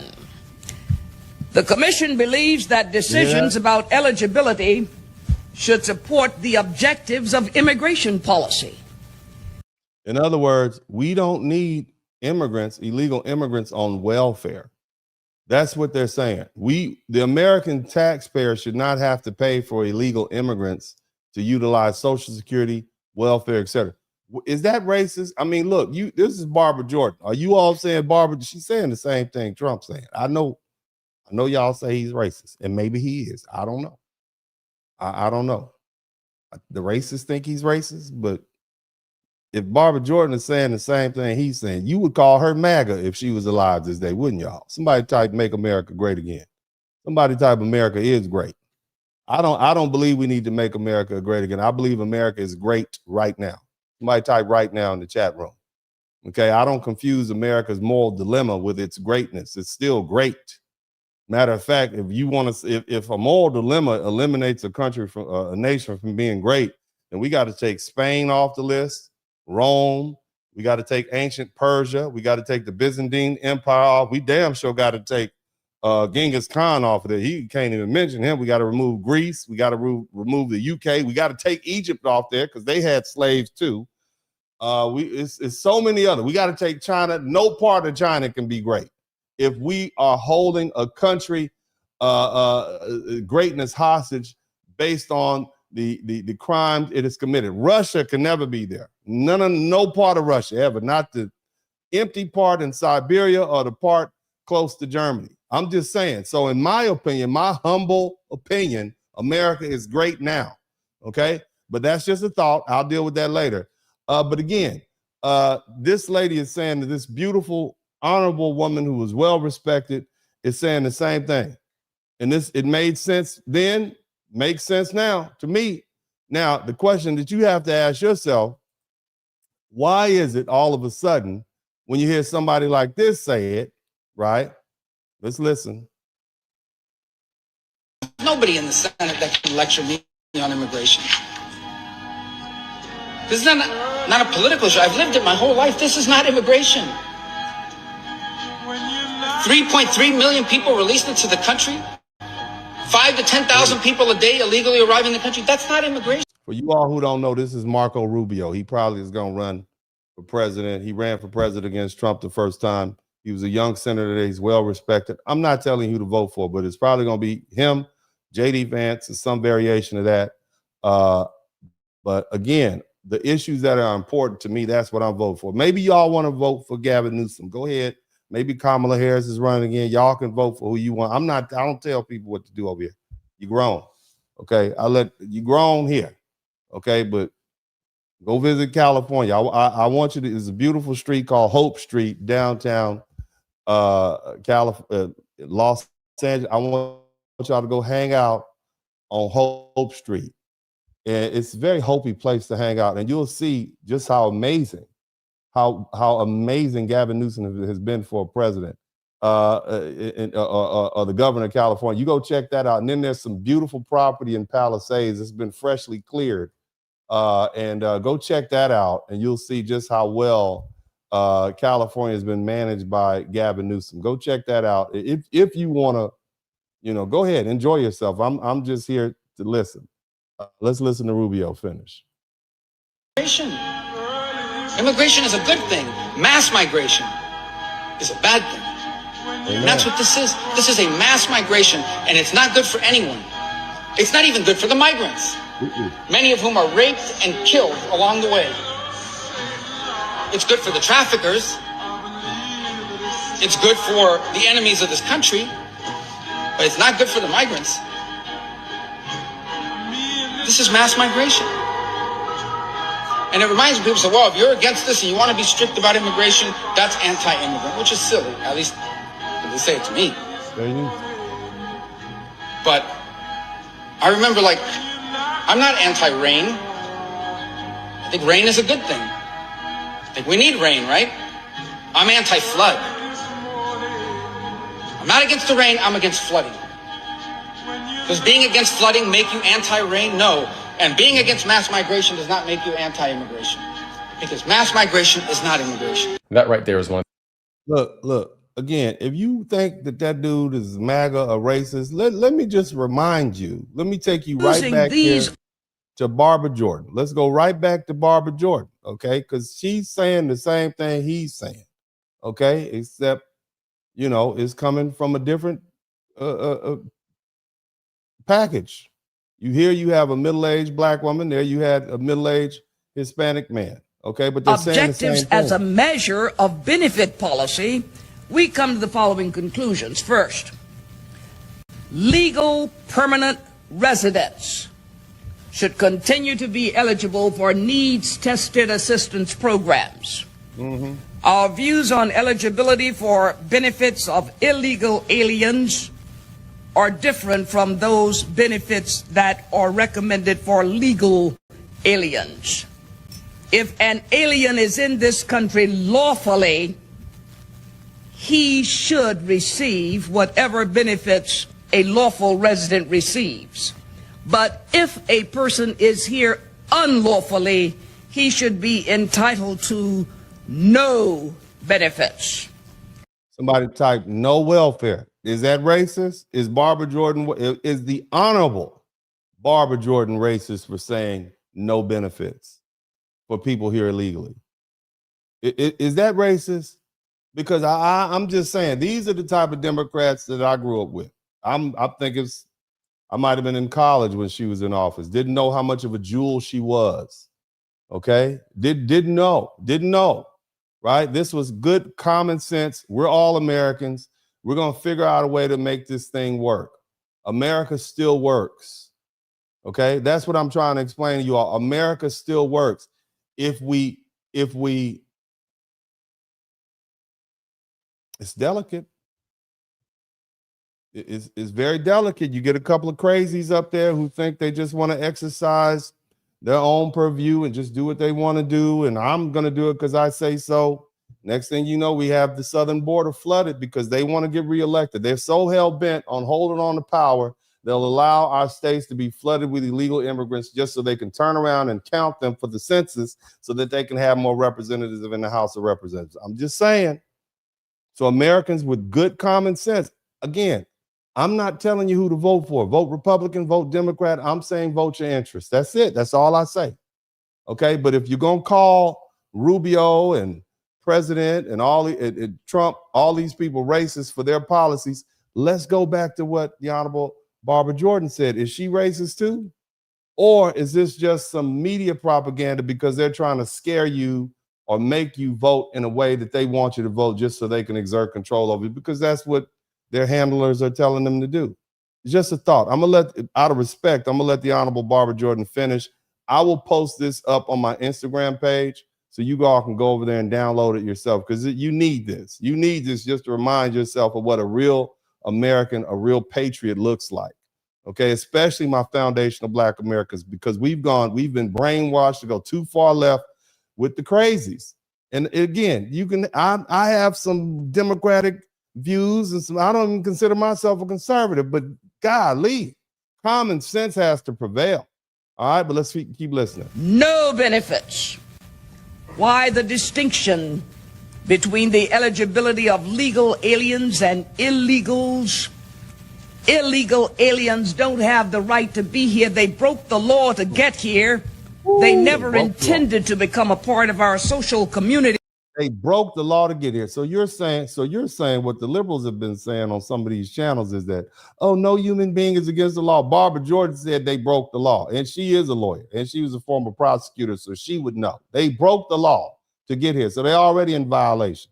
That's what Barbara Jordan is saying. I'm gonna go with Barbara Jordan instead of these young yahoos that went to school on the East Coast somewhere and have no idea what real Americans are having to deal with. And they are not entitled to benefits. They have no intention to integrate.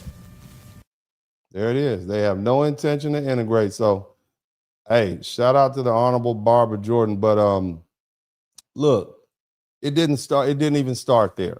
Okay. Look, Frederick Douglass understood the same thing after slavery. He understood that freedom without economic opportunity was incomplete. And after emancipation, formerly enslaved Black people wanted wages, land, and a chance to support their families. But powerful interests preferred cheap labor from outside the country because foreign labor could undercut Black workers at the very moment Black Americans were trying to enter the economy as free people. And so they were trying to bring foreigners in, even back during slavery. Ever since we stopped working for free, they've been trying to bring somebody in to do it for cheaper than we were willing to do it. But again, that doesn't mean Frederick Douglass hated immigrants. That certainly doesn't mean that man was racist. It means he understood power. He understood labor. He understood that immigration could be used as a tool against Black advancement. Again, this has to do with all Americans, but I know my audience. And the only reason people like Kamala Harris and the Democrat Party even stand a chance is because Black people have voted for them as one continuous block of people just blindlessly for the past 30, 40, 50 years, 60 years. So we have to begin to talk to Black people. And all I'm asking you to do, I'm not asking you to vote one way or the other. I'm saying just vote your interests. And if you begin to educate yourself and understand your interests, and you can call me boule or a coon or a sellout, but at the end of the day, I'm a foundational Black American and I'm a patriot. And I love America. I love our country. We got a great thing going on here and we need to hold on to it. I've traveled enough around the world to realize this country is the best place for foundational Black Americans. It's the best place for us. You don't want to go anywhere else. If you don't believe me, go ask those Europeans that came to visit us during those soccer matches. They were bedazzled by Sonics and Walmart. Are you kidding me? Just think about that. But anyway, Frederick Douglass understood that we needed these jobs. We didn't need to have our society flooded with illegal immigrants who would change the makeup of America. They wouldn't assimilate, and they would do jobs that we wouldn't do for far less money. And when immigration worked against Black people, he didn't stay silent. Okay, he didn't just go along to get along. So when I say foundational Black Americans must protect our position, forget all them other people. I'm not saying anything new. I'm standing inside a long list of Black political tradition. That tradition says legal immigration isn't the problem per se. The problem is when immigration is used to erase our history and compete against our workers and dilute our political claims and to redirect public resources and guilt into us, trying to get us to fight their battles. They don't center Black American survival, do they? Do immigrants center foundational Black American survival? See, the problem is when people arrive after the struggle, when the immigrants arrive after the country's built, because we built this country, white Americans built this country, heritage Americans built this country, foundational Black Americans built this country. We weren't called immigrants either. We were called settlers and slaves. Somebody type settlers and slaves in the chat room. That's what who built it. Immigrants showed up after it had been settled and the work had been done.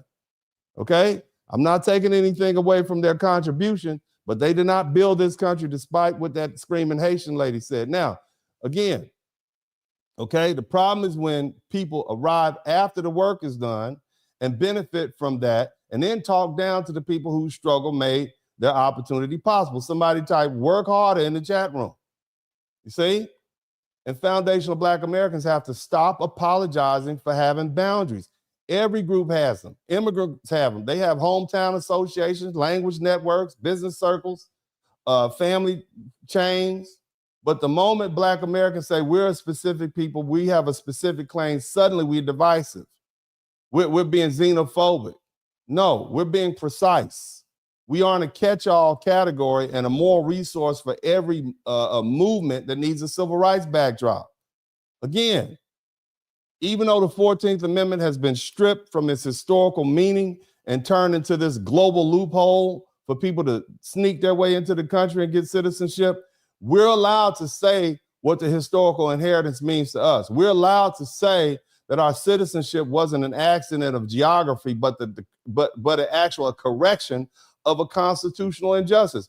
We're allowed to say that turning that inheritance that we fought for, that we earned, into a device for mass entry and birth tourism and political dilution is offensive to the people whose ancestors paid for the inheritance in blood. So America can look, America can have immigration, but Black Americans must have delineation. Foundational Black Americans can be humane, but we don't need to be foolish. We can be compassionate without being used. And we can be fair without surrendering our inheritance. Our citizenship wasn't given to us by charity. We earned it. And we keep earning it over and over and over again. And that's why our voice and our perspective matters. That's why they keep coming at us. They keep trying to get Black folks off the bench. Somebody type, we're resting in the chat room. The Haitians want us to come save us. The Hispanics wanted us to come save us. We're resting.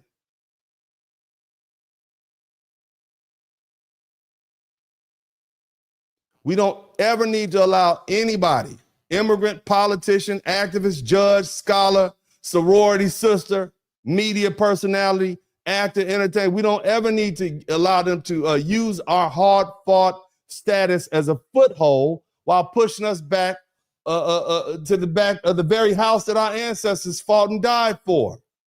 We're Americans first. Foundational Black women, we're not immigrant. We don't hate anybody. But we are also anti-erasure and we're anti-dilution. Stop letting them convince you to vote against your own interests. That's all I'm asking. At least think about what's in your interest. We're anti being used as the door for people to enter this country. They used us. They took our 14th Amendment and they perverted it. So now that anybody who drops a baby off in this country can have immigration, they can have a citizenship. One of the only places in the world where that happens. They used us just like they used us for Social Security. For welfare. They keep so Black people on welfare. Come to find out there's a bunch of Somalians and Africans and people from the Caribbean on welfare. It's not even foundational Black Americans. Think about that. That's the difference between welcoming people into a country and allowing them, those same people, to rewrite the history of the people who made that welcome possible. That's the difference between legal immigration and political replacement. I'm gonna be honest with you. Some of those people who came over here from those soccer matches from Germany and some of those other places, and they educated people. They speak English. Obviously, they speak multiple languages. They have money. They fly in first class. They go in different places. They drinking all the beer out of Boston. I might be okay with having some of those people over here.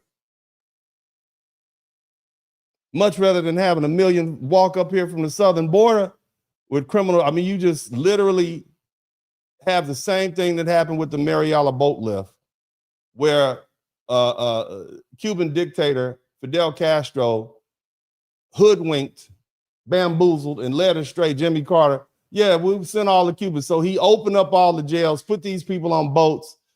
Folks from Miami went down to Cuba to pick up their relatives. And instead of picking up their relatives, he sent all the criminals in Cuba up to South Miami, to Florida. That's the same thing they did with Venezuela. They just opened up the jails and prisons and sent all the crazies up here. Those are not the type of immigrants we want, but that's what illegal immigration looks like. And then little girls suffer, women suffer. Just look at the internet and look at all the people, and I get it. We have our own criminals and crooks here, but we don't need other people's crooks and criminals. Okay, we don't need their crooks and criminals coming there. They got a different kind of crook. The South American crook and criminal is a whole different kind of crook and criminal. We don't need those. But again, there's a difference between legal immigration and political replacement. And there's definitely a difference between respecting this country and simply using this country to get what you can get and go home. And that's the conversation America has been avoiding. Immigrants from Africa and the Caribbean and Haiti and Latin America and Asia and the Middle East have come here in large numbers, and many have worked and built families and opened businesses and earned degrees and contributed to the country. Cool. Nobody denies that.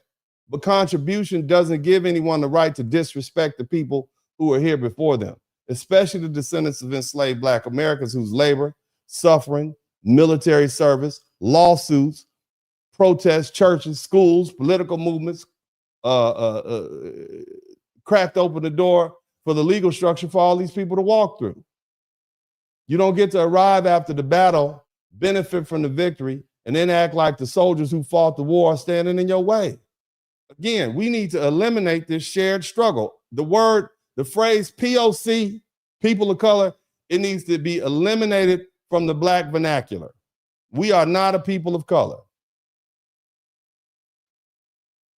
See, they use that word shared struggle to put emotional pressure on Black Americans to go along with this Democratic agenda that they have. Again, I vote for some Democrats. I vote for some Republicans. Some people I just sit on the couch. I'll go in line. I can't vote for that person. I'll skip that person. But see, here's the thing. Here's how they use racism against us. They tell us that because we're brown or because we're Black, because we have relatives who are poor, or we're supposed to identify with them because they're from a struggling country. These people don't even like us like that.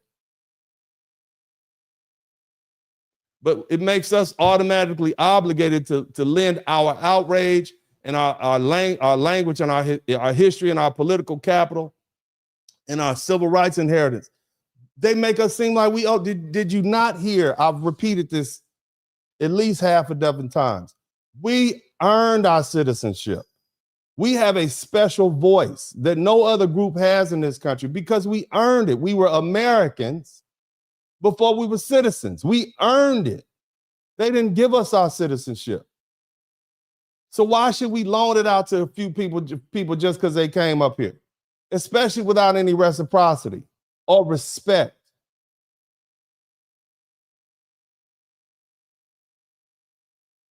I mean, you would think these people, the basic humility of these, it should be like, Black Americans made sacrifices and opened doors for us. We shouldn't disrespect them and call them lazy and tell them they're crumb. We shouldn't do that. We walking through the door, they open for us. But they don't. What I'm trying to say is they don't even like you like that. Shout out to the strong. And see, this is where new immigrant communities, you got to be honest too. You come to America. You're not coming to an empty space. You're entering a country with deep racial history and constitutional history and Black American history that predates you. You're entering a house with our blood and bones built in the foundation. And you're entering a society where Black Americans were second-class citizens. We weren't citizens. We were enslaved. We had to deal with getting lynched, experimented on, medical experiments, over-policed, underpaid, excluded, mocked, and then told to be quiet once everyone else found a way to use the rights we fought for. And we just supposed to shut up about it.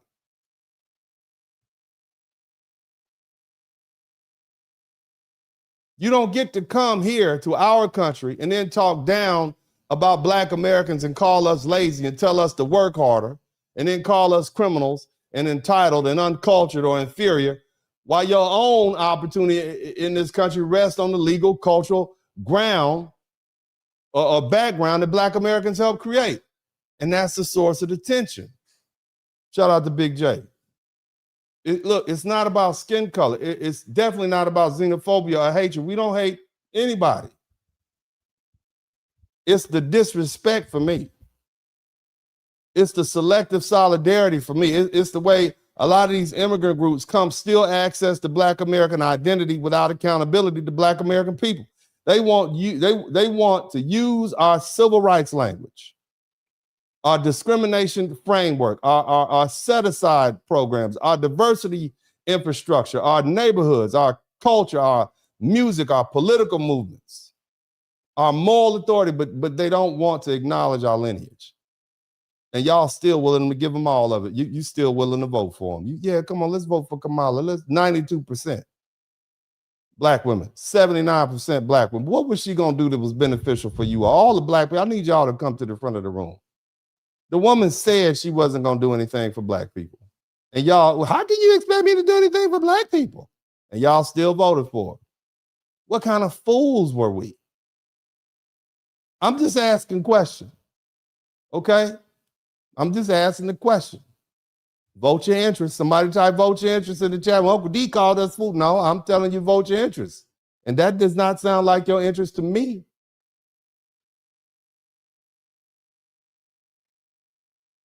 Respectfully.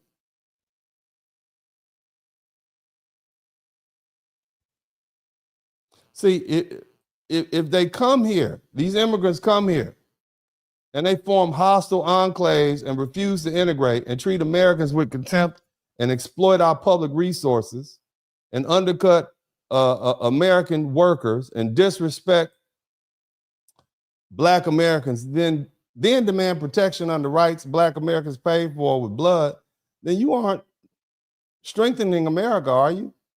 You're weakening it. And the foundational Black Americans have every right to say we're not going to be used like that anymore. We're not going to let you do that. And you can't get mad at it. See, all these newcomers need to understand that the country that you entered, right? You need to respect the people who made the opportunity possible. It means political leaders, liberals, and conservatives better learn to stop dumping new arrivals into every struggling Black community without resources, jobs, housing, school, and infrastructure already available to the Americans who are there. Somebody type America first in the chat room.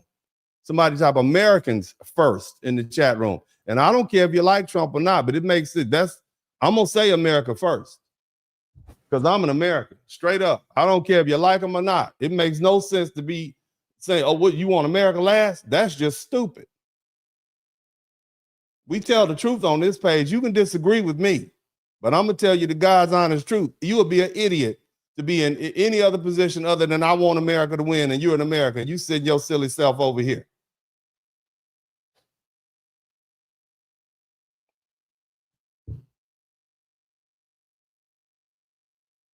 Employers need to stop using immigrant labor to suppress wages and weaken American workers. It means civil rights organizations like the NAACP, you better stop converting Black American sacrifice into some general diversity fund for everyone except the descendants of the people who actually paid the price.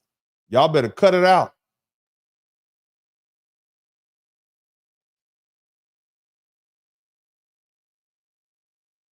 Mutual respect can't be fake. Mutual respect can't mean Black Americans have to show compassion, but immigrants can show contempt. Somebody type dirty Black American in the chat room. You remember that? Remember that girl said that? No, you can't hold us all responsible. Y'all been saying it. Same thing with the Nigerians. Just disrespectful.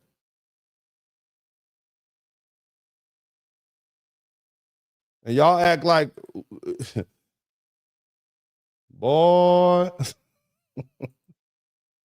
vote your interest. Just all I'm saying is vote your interest. But let me just say this. I think it's fair to say the foundation of Black Americans are tired of people extracting our culture and our political energy and our civil rights history and our pain and our slogans and our neighborhoods and our moral authority while giving us nothing back. We're tired of being treated like America's permanent emergency response team. Every time another group has a crisis, they expect Black Americans to show up with outrage and history and tears. But when our communities need protection or investment or safety or justice, suddenly everybody gets quiet. And that arrangement is over. That's over. Now, again, this is where foundational Black Americans have to get honest with ourselves. I want you all to understand why we have become so anti-Marxist. You're going to learn something. I'm going to lay it down to you. I want you to hear it. You may not like what I have to say, but you're going to learn something. Let me explain why you are the way you are. But first, I'm going to let this video play because it is telling. Somebody type telling in the chat room. That means it says a lot. Listen to this from Piers Morgan's show. Actually answered the question. Are you proud to be an American right now? You know, it's really hard, Pierce, right now when our country is synonymous with executing a genocide that has killed hundreds of thousands of people on the other side of the world. So there are aspects of being an American you're that I am very you're a proud beautiful of. girl. I'm so sorry for interrupting. Hang on. Are you proud to be an American or not? That's it. Hang on, Brianna. Were you proud to be an American under Barack Obama? Not in particular. I mean, to me, it wasn't. Barack Obama had deep flaws and failings, including executing a drone war and being the So which president deporter-in-chief. were you proud to be an American under? I think that my pride in being American has less to do with our political leadership, which is often Well, give me a time period when you were proud to be an American. I'm proud in relationship to my fellow countrymen. No, I get it. So But which period of your life as an American? Sad to watch. Brianna, which period of your life as an American? You spoke very eloquently about your family fighting in all the wars. Very impressive. But at which period of your life would you have answered yes to the question, are you proud to be an American? Every single day of my life, there are moments that I'm proud to be an American. I had a beautiful interaction. That's not the same. Good. What's not the same? Well, let me bring Brian in. I want to bring Brian in. Brian, you see, that wasn't so hard there's an interesting equivocation there because just say you're proud to be an American. Adam's just proud to be an American. Full stop. Are there any moments to the gentleman in the bottom left corner where you're not proud to be an American? When you're ashamed of the behaviors of your own country, or do you support America without any caveat 100%? Somebody type, I'm proud to be an American in the chat room. Somebody type, I'm proud to be an American. Somebody type American pride in the chat room. At the time, like a loyal slave. I wish that you loved America the way that the average American did. I really do. It's sad to see. Are you going to answer my question? As an example of Are you a loyal slave, Adam question? Sosnick? Yes or no? No, we live in the freest country in the world. Nobody here's a slave. The fact that she had to give this long, beautiful answer rather than saying, yes, I'm proud to be an American. See, I don't want to, I'm going to save this for later, but you can critique America and still be proud to be an American. Okay? She's not saying she's proud to be an American. Why is that? Because she's not. And that is the anti-American sentiment that I want to deal with next. All right. It is pervasive in the quote unquote learned class. There's a book I want everybody, here's some homework. The Miseducation of the Negro. by Carter G. Woodinson, The Miseducation of the Negro. There's a section in that book that specifically talks about the learned elite who are anti-American and anti-capitalist. I want just that's your homework. White people, black people, all people, read that book. It was one of the greatest writings. It's very popular in black intellectual circles. Read that. But let's finish this. Is a problem, and I think we need to address America.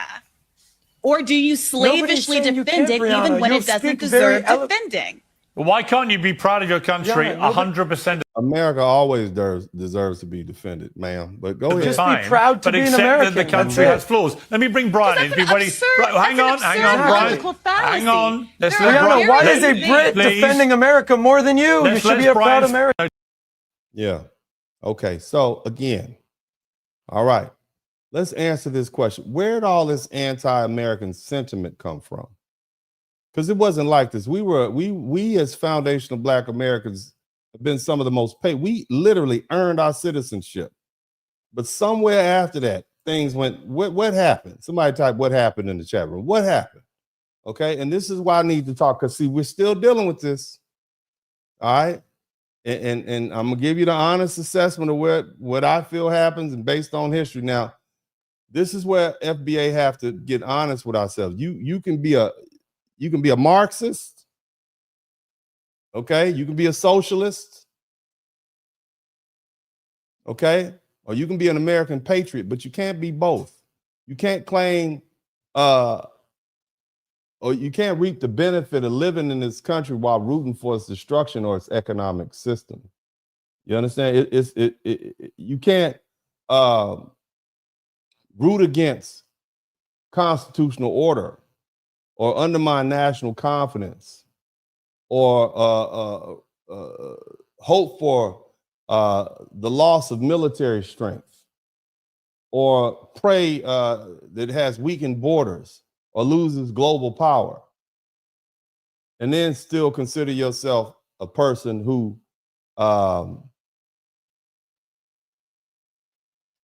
is a patriot. You can criticize America.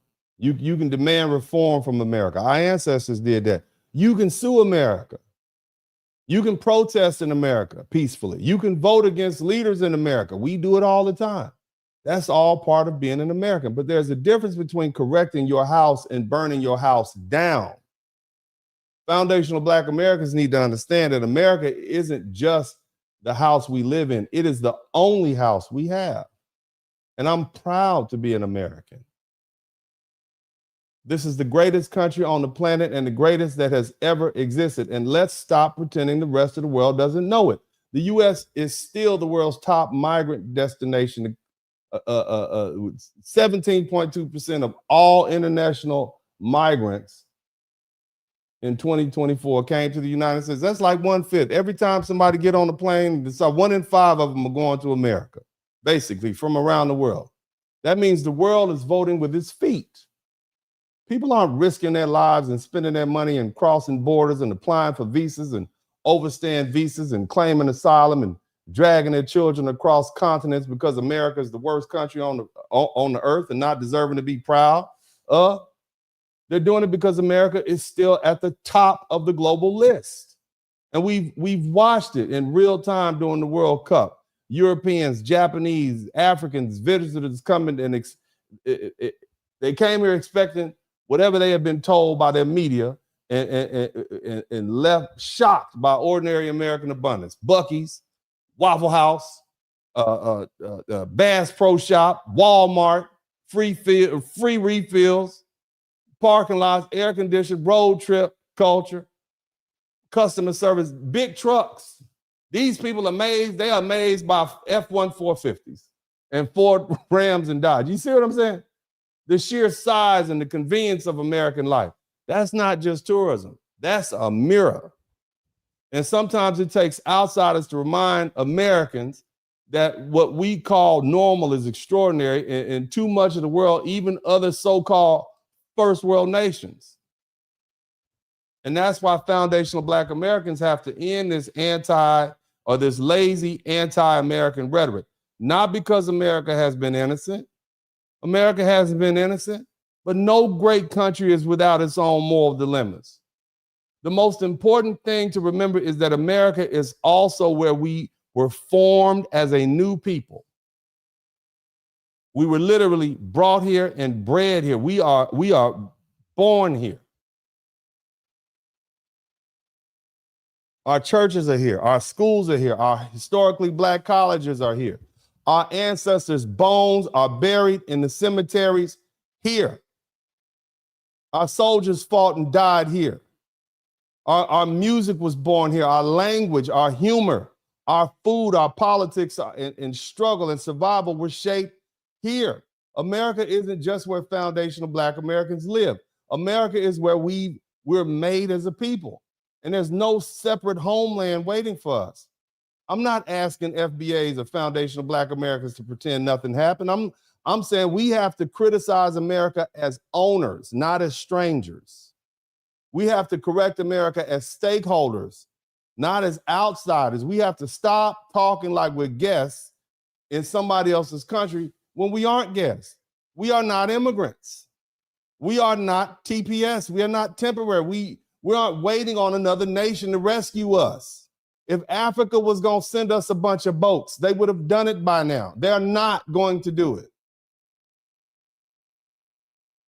We are Americans before we were citizens.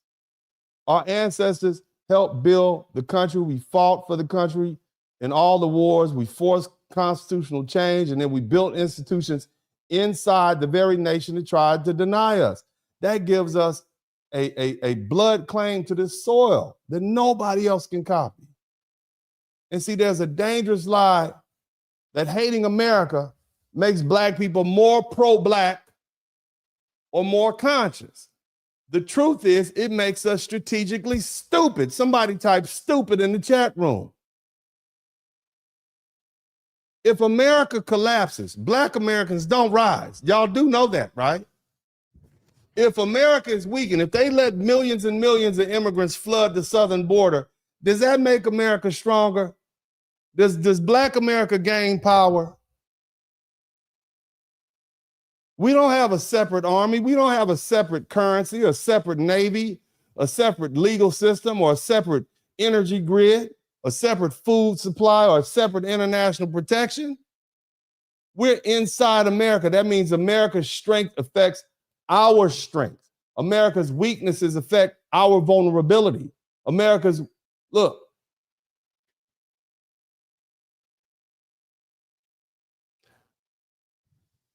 we have to be honest about this socialist and this Marxist and this anti-American ideology, okay? That language came into Black politics around the 1920s and the 1970s because our people were genuinely suffering. Black people, we were at the height of Jim Crow. We were being lynched. We were afraid. We were cheated out of our land. We were ran off our land. We was dealing with terrorism. It was segregated. We were underpaid. We were over-policed. We were excluded from wealth legally. We couldn't vote. But we tried. Bad things happened. So when the socialists and the Marxists talked about class exploitation and labor and capitalism and empire and redistribution, a lot of those Black leaders at the time, they heard that language and explained the real pain. But an idea can explain your pain and still lead you in the wrong direction. A vocabulary isn't a strategy. A slogan, that's not a plan. And resentment is not power. And see, the historical record is clear that parts of Black political thought at the time were influenced by socialist, communist, and Marxist labor and anti-colonial and revolutionary movements during the 1920s or the 20th century. And those ideas entered through Black American thinkers, but many were also sharpened by Caribbean and foreign-born radicals who looked at America from an anti-American lens. They looked at it from a global revolutionary lens. People like Cyril Briggs and Claude McKay and Hubert Harrison and Otis Husworth and Claudia Jones and Kwame Ture. These are all examples of foreign-born or Caribbean-connected figures who helped shape this radical Marxist, socialist, black political language. And those black radicals leaders, they didn't invent black American suffering out of thin air. They didn't invent slavery. We were dealing with something. We were dealing with Jim Crow. We were dealing with police brutality. We were dealing with redlining. We were dealing with segregation, and they responded to real conditions. But in their attempt to define and address the problems Black America was faced with at the time and give some solutions, I guess they were trying to help. What they did was they moved parts of Black politics away from an American-centered fight, okay, to capitalize on our citizenship and ownership and land and family structure and schools and better businesses and legal reform and building better institutions toward this global fight against capitalism, against America, against quote unquote colonialism, and against Western power in general. And that shift matters because foundational Black Americans can't afford to become politically untethered from the only country in the world where we have a constitutional claim and a historical claim and a blood claim. And let's be clear about the numbers. Look, just so you all know, Gallup reported in 2025, this last year, that only 54% of Americans had a positive view of capitalism. And 39% had a positive view of socialism. You see that? Look, Pew found that Black adults' view of capitalism, this is you grown-ups. Black adults' views on capitalism have become more negative, from 54% of Black adults expressing a negative view on capitalism in 2022, up from 40% in 2019. It's like the richer y'all get, the more you hate capitalism. That is crazy. That tells you something. That anti-capitalist thinking has gained ground, especially among Black people and younger Americans. But foundational Black Americans need to ask a very hard question. If capitalism is so terrible, why has capitalism been so good to you? We are not the people that we were in the 1920s. This is not 1960. This isn't a time when the majority of us are living in abject poverty, with no access to education, no access to business, no access to home ownership, no access to professional life, and no meaningful way to build wealth. We're richer, we're more educated, we're professionals, more capitalized now. We have more options now. And whether Black people want to admit it or not, capitalism in America has helped produce the richest population of people of African descent on the planet. Do you hear me? As you sitting there in your air conditioner with your cell phone in the middle of the day, your Black behind would be in the fields 200 years ago, picking cotton and chopping sugar cane. And some of you pretty girls would be trying to run away from master, his son trying to poke you with a new baby. But again, we are different now. Look, that doesn't mean that the racial wealth gap has disappeared. I get that. I'm not saying that. Okay, but we still have to be honest with ourselves. Can we be honest? Do y'all come over here for the truth, right? I'm gonna give it to you. The Census Bureau reported that Black households made up to 13.6% of the U.S. households in 2021, but held only 4% of household wealth. And the Black median household wealth was still far below white median household wealth. Shout out to Urban Hunt. But a lot of that has to do with you just checking one person as opposed to two. White people get married, so they got two incomes coming in. That's why it's like that. I'm just saying. But again, let's be honest with the timeline also. Generation X, just listen.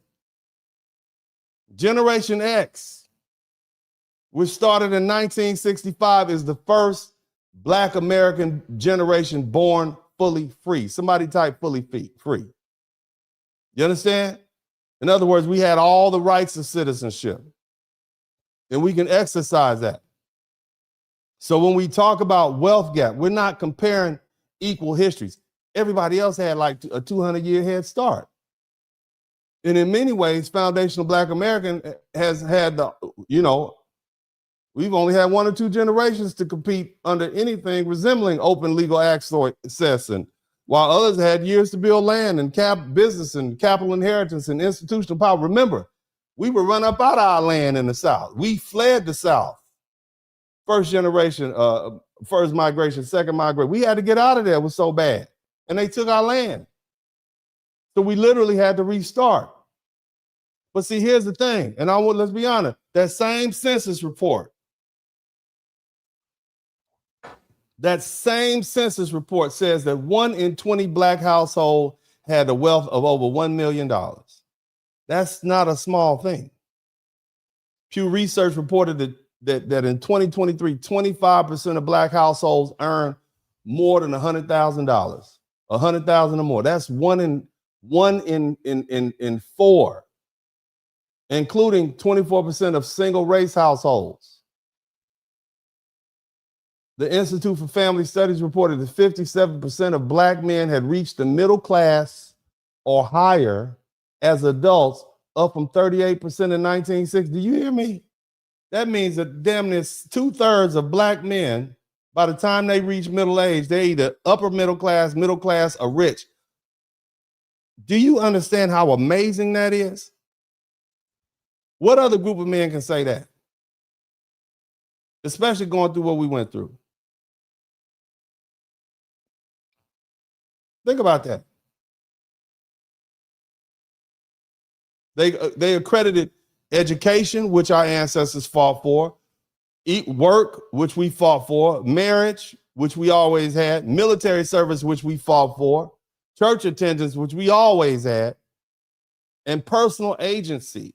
In other words, taking responsibility for yourself and your own act. They accredited that to the success. That's not failure, family. That is progress. That's capitalism. That's education, marriage, work, military service, church, business ownership, home ownership, personal agency, changing the economic profile of Black America. We aren't where we were. This isn't the 1920s. This isn't the 1960s. The majority of us aren't living in abject poverty, trapped under open legal segregation. We have homes, we have businesses, we have 6-figure households. And that means that old story that Black America is only poor and desperate and powerless and trapped is no longer true.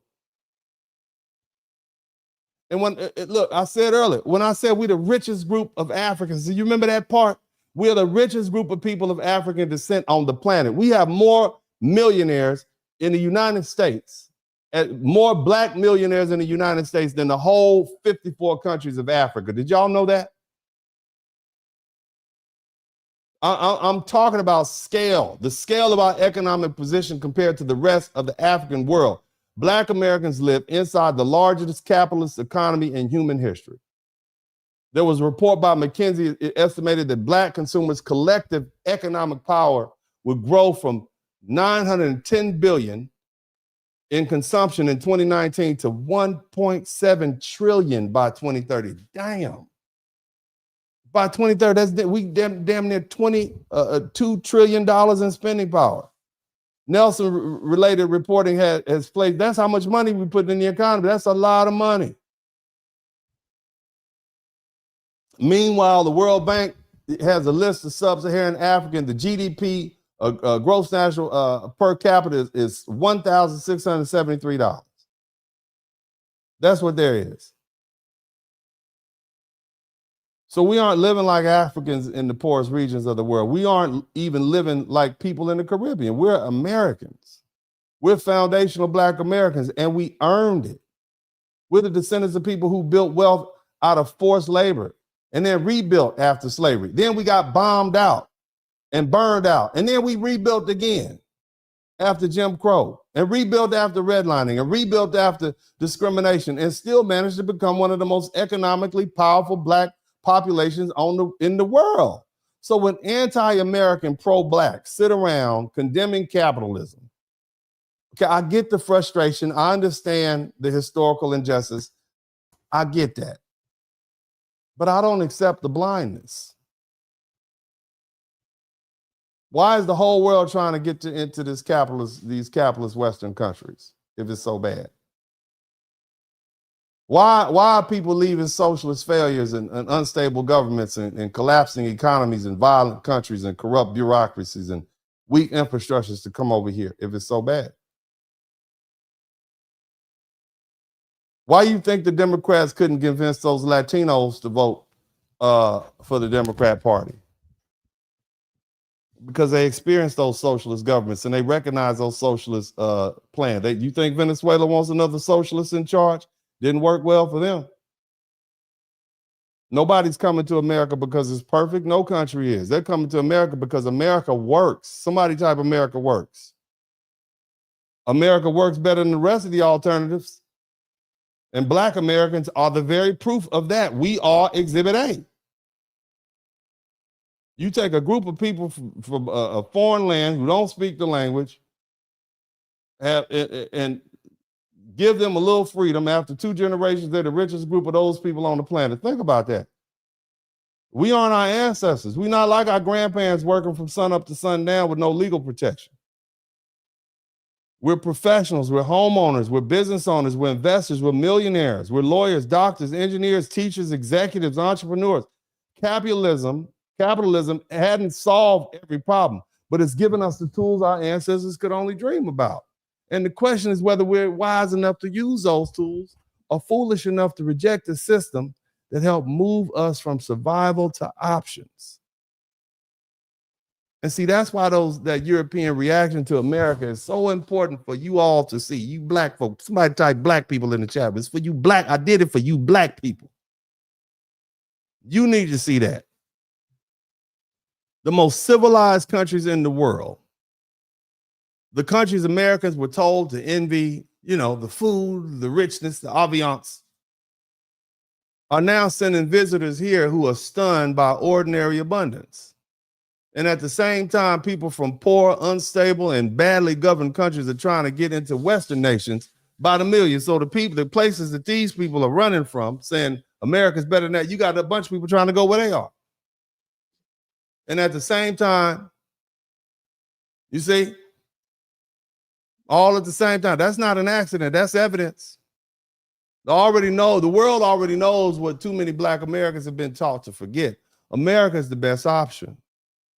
I'm not saying it's the most moral option, the most perfect option. I'm not saying it's innocent. I'm not saying our history is without controversy and compromise. I'm saying it's the best option right now, today, until we put something on Mars. So in the wake of this 250-year anniversary, somebody type 250 in the chat room, of the founding of this country, a foundation of Black Americans need to shift our posture. I want you to listen to me. We need to stop sounding like people who are looking for a way out and start acting like people who have a right to take over the rooms our ancestors built. We don't need to flee America. We need to master America. We need to control school boards, city councils, judge positions, police oversight boards, zoning boards, banks, businesses, land, construction, contracts, media platform, churches. Go be a HBCU president. All you Black folk out there who graduate from law school and you want to go work at a corporate job, go start your own law firm like I did. Going to medical school, great. Go set up a medical network.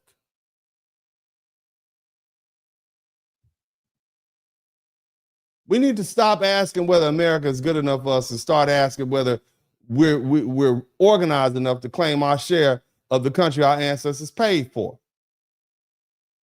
And that's the difference between grievance and strategy. What you saw that young lady give was a bunch of grievance. Grievance says America owes us. Strategy says America owes us, and we're going to build enough power to collect. Grievance says this country is evil or bad. Strategy says this country might have done some evil, but our people are embedded in it, and we're going to force it to work for us. Grievance, that anti-American sentiment, burn it down. Strategy says on the land before somebody else burns it down. You see what I'm saying? Own the land before somebody else burns it down. Control the courts before someone else uses them against you. Educate your children before someone else trains them to hate themselves, and build institutions that can't be easily erased. Is this all making sense? I'm just asking questions. Does this make sense? Am I saying stuff that it seems like basic common sense to me. Own it. Own everything. Do what Americans do best. But again, that's why all this anti-American rhetoric from these so-called pro-blacks and conscious and that crowd, it's got to end. It weakens us. It puts us in the position as outsiders in our own country. Who's been here more than 400, 500 years other than us? It teaches our children contempt for the only national structure that protects their borders and their citizenship and their wealth and contracts and property rights and businesses and claims. You start a business in some other country, the government can come in and take it right from you. You can't do that here. We can sue the government here. Worst of all, it allows all these foreign-born activists and outside ideologues and political hustlers to convince foundational Black Americans that rejecting America is the same thing as Black liberation. It's not. Don't you realize these people want a soul swap with you? They want a destiny swap with you. They're going to trick you out of your destiny and come right back in, and in 100 years be doing the same thing you doing right now. I'm telling you, I see it happening.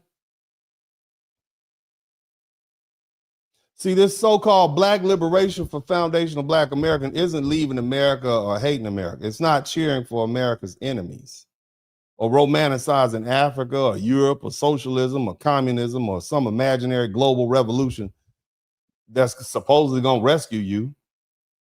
Because when the toilets stop working, guess what you're going to do? Black liberation for us means securing power inside of the United States of America. It means ownership. It means law and order. It means land. It means family first. It means discipline. It means capitalism. It means leverage. It means patriotism with memory, but patriotism nonetheless.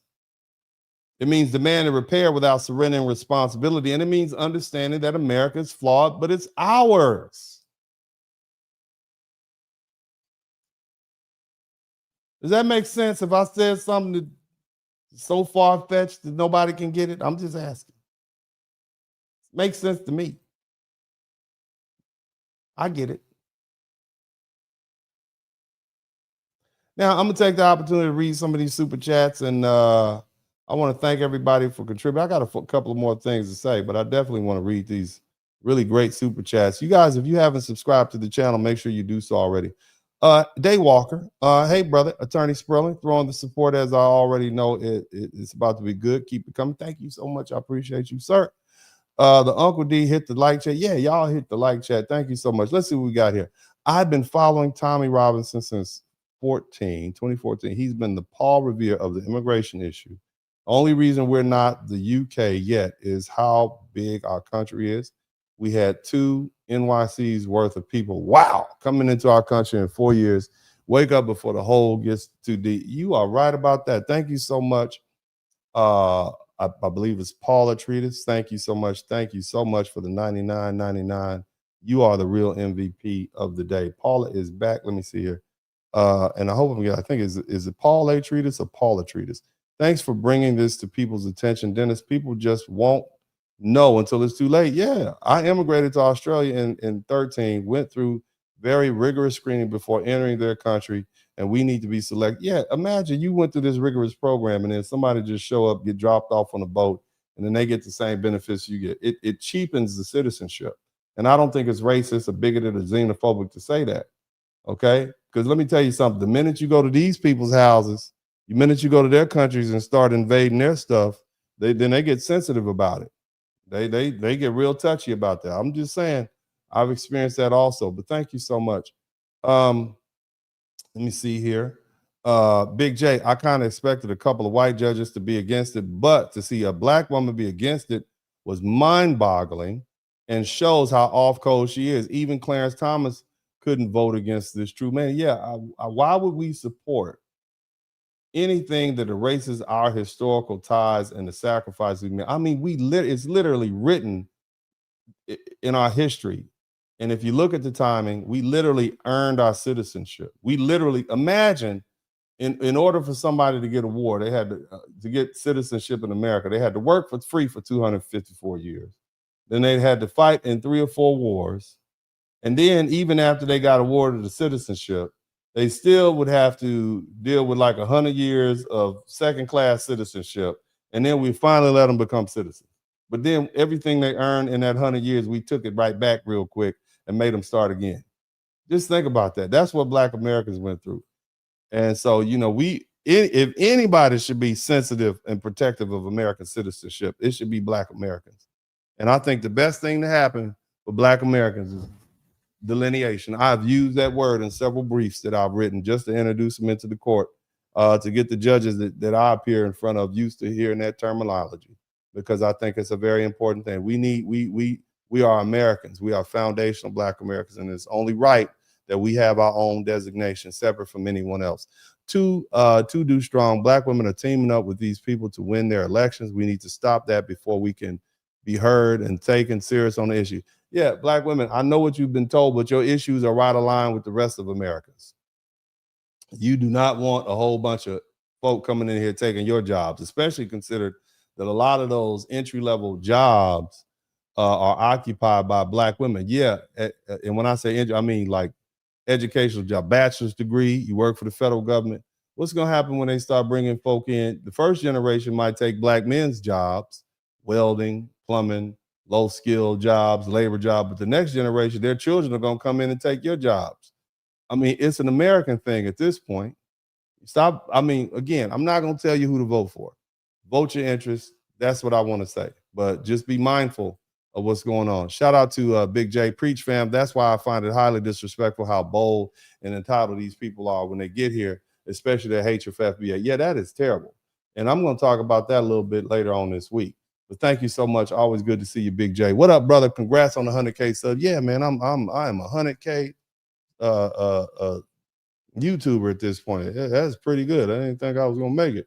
But shout out to you. And then let me see, I also have some super chats, cash apps here. Shout out to Deborah. Thank you so much. Angela Harris, Patricia Hightower, Amal. Thank you. I appreciate you guys.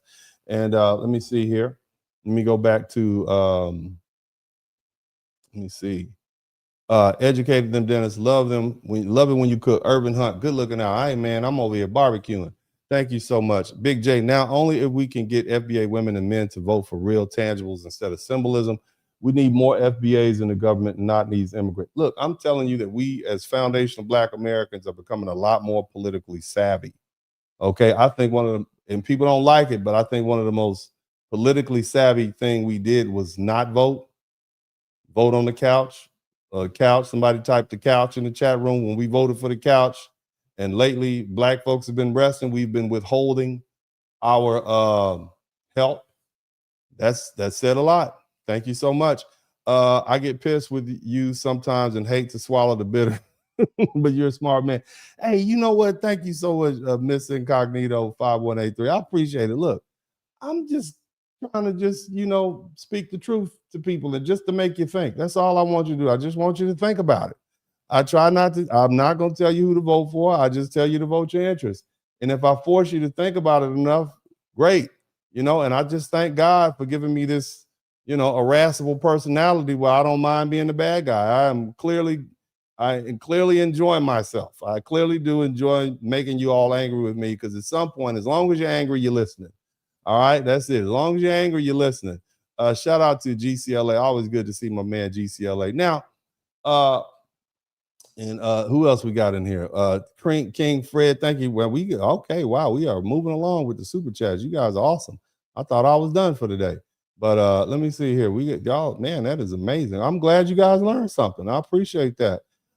Who else we got here? King got another 99. I'm born in the US automatically makes me want a citizen.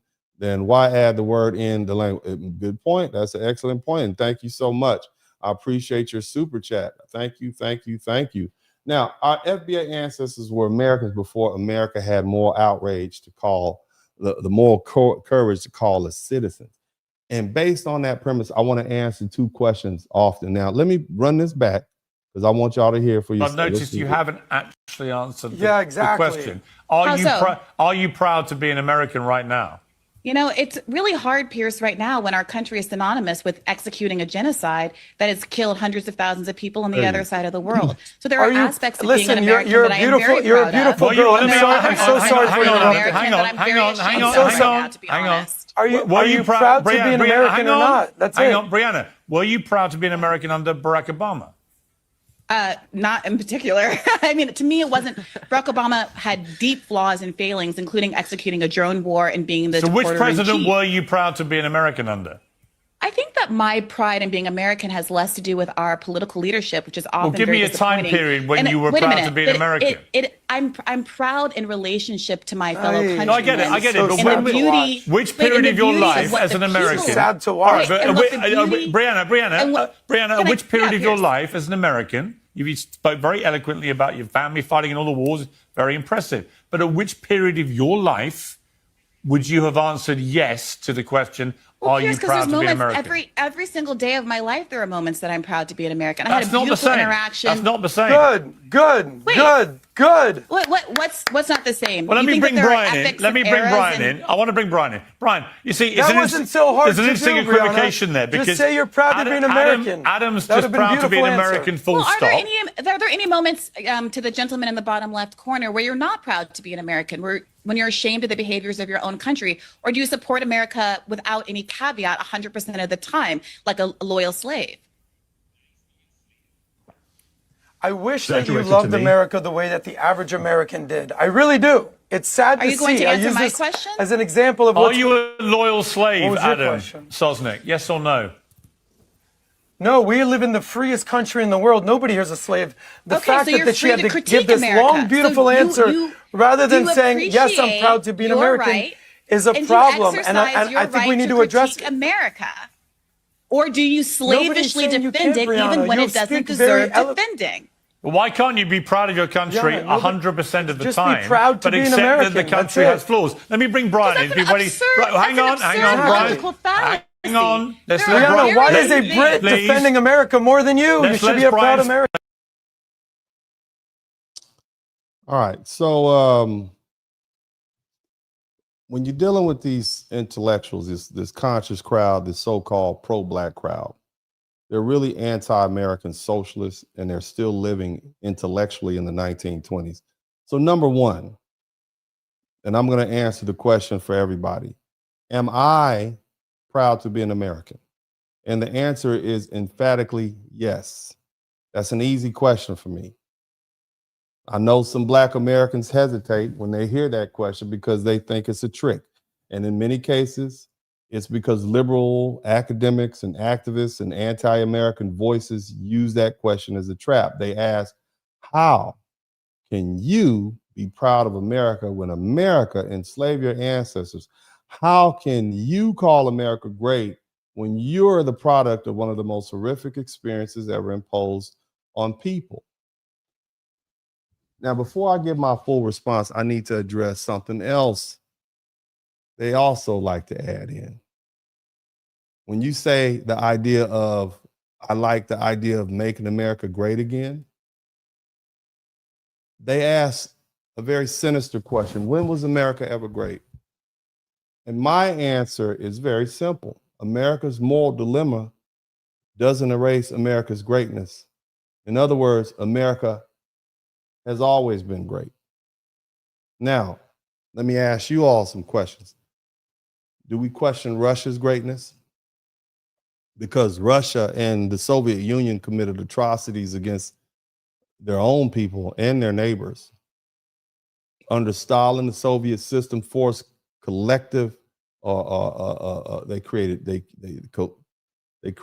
something, it's called collectivization. They created famine. They imprisoned millions of people in the gulag. They crushed dissent. They deported populations of people. They terrorized its own citizens. You see, they killed millions of Ukrainians in 1932 and 1933. Yale's Whitney and Betty McMillan Center notes that About 18 million people passed through the Gulag system, while an estimated 4.5 million didn't survive it. Nobody serious says Russia was never great, because Russia, we don't, and we know Russia has blood on its hands. We don't say that. Same thing for China. We don't question China's greatness. One of the greatest civilizations of the world is what we say. It gave the world inventions, dynasties, philosophy, trade, military power, population scale, manufacturing power, and today it remains one of the largest economies on earth. But China also had its bloods on its hands. Mao's Great Leap Forward produced the world's largest famine, with roughly 30 million people starving to death between 1959 and 1961. Can you imagine 30 million people dying inside of 3 years? But people still say China is great. They don't say China's moral failures, the racist civilization significance. Do we question the greatness of Great Britain? No, we don't.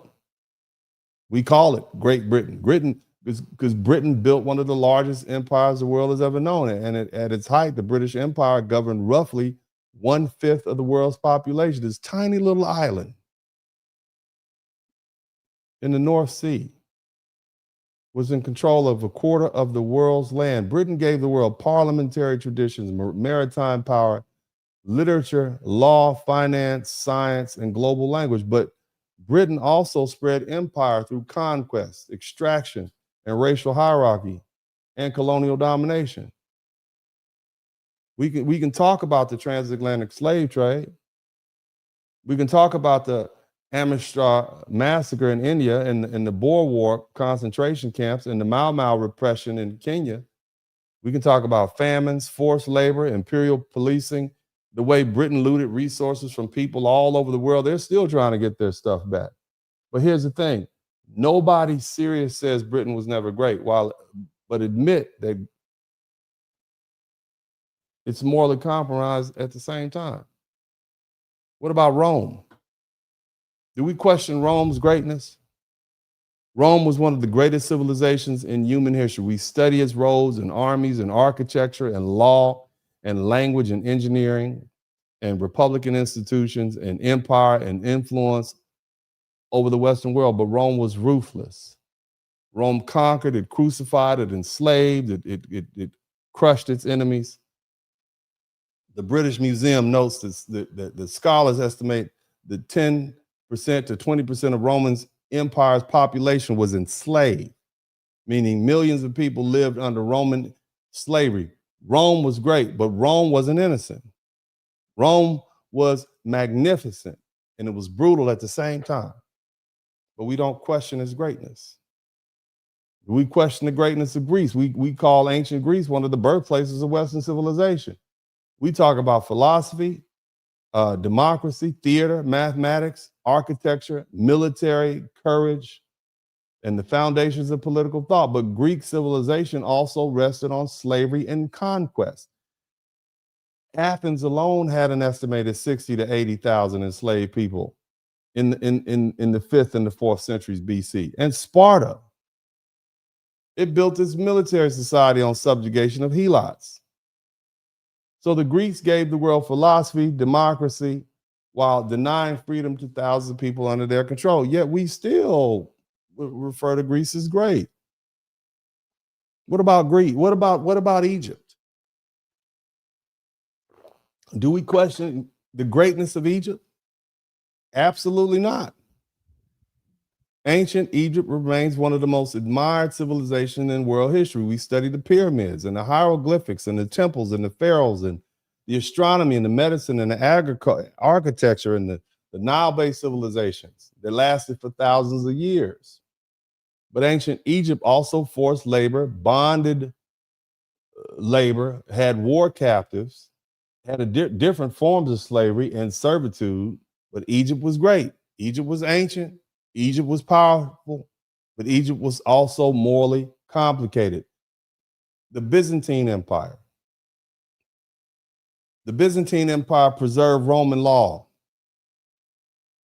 Christian theology, Greek learning, imperial administration, art, architecture for thousands of years after the fall of the Western Roman Empire, but the Byzantine also had brutality.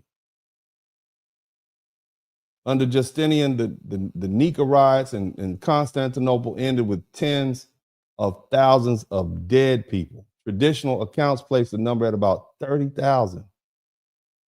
But the historians and anybody else who knows does not deny Byzantine greatness. They don't say the empire was meaningless because it used violence to preserve power. What about Persia? The Persian Empire is remembered as one of the greatest empires of the ancient world.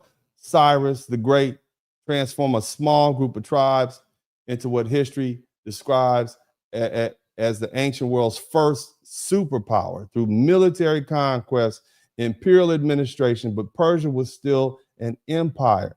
Empires do what empires do. They conquer, they collect taxes, they dominate, they absorb, they rule, they subjugate people. There's evidence that conquered and rebellious enemies in the empire could be sold into slavery.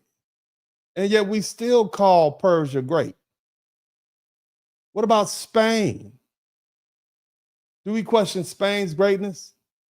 Absolutely not.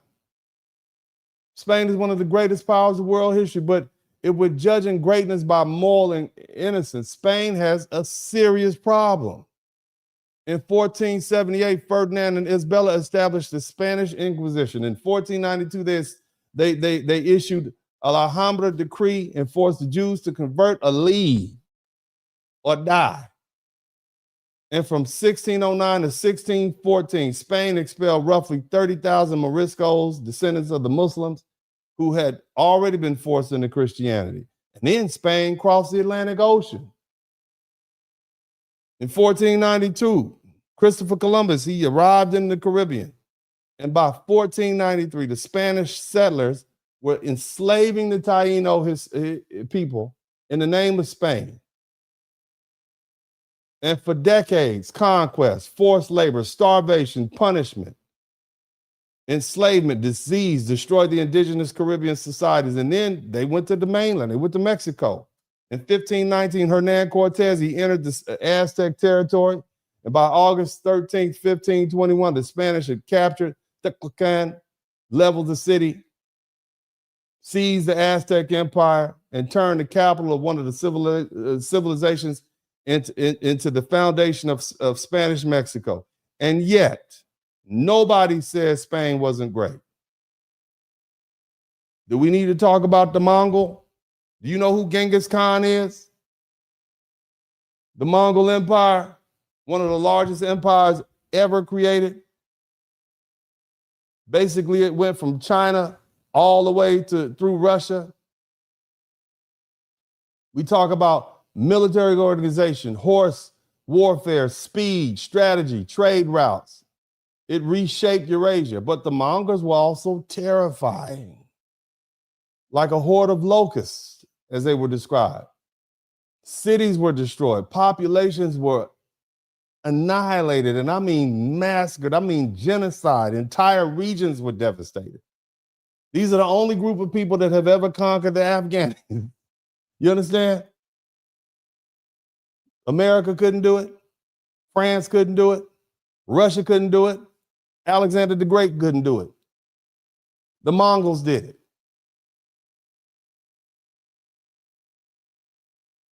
I mean, we're talking about 18 million dead in China and the surrounding areas, while also cautioning that, look,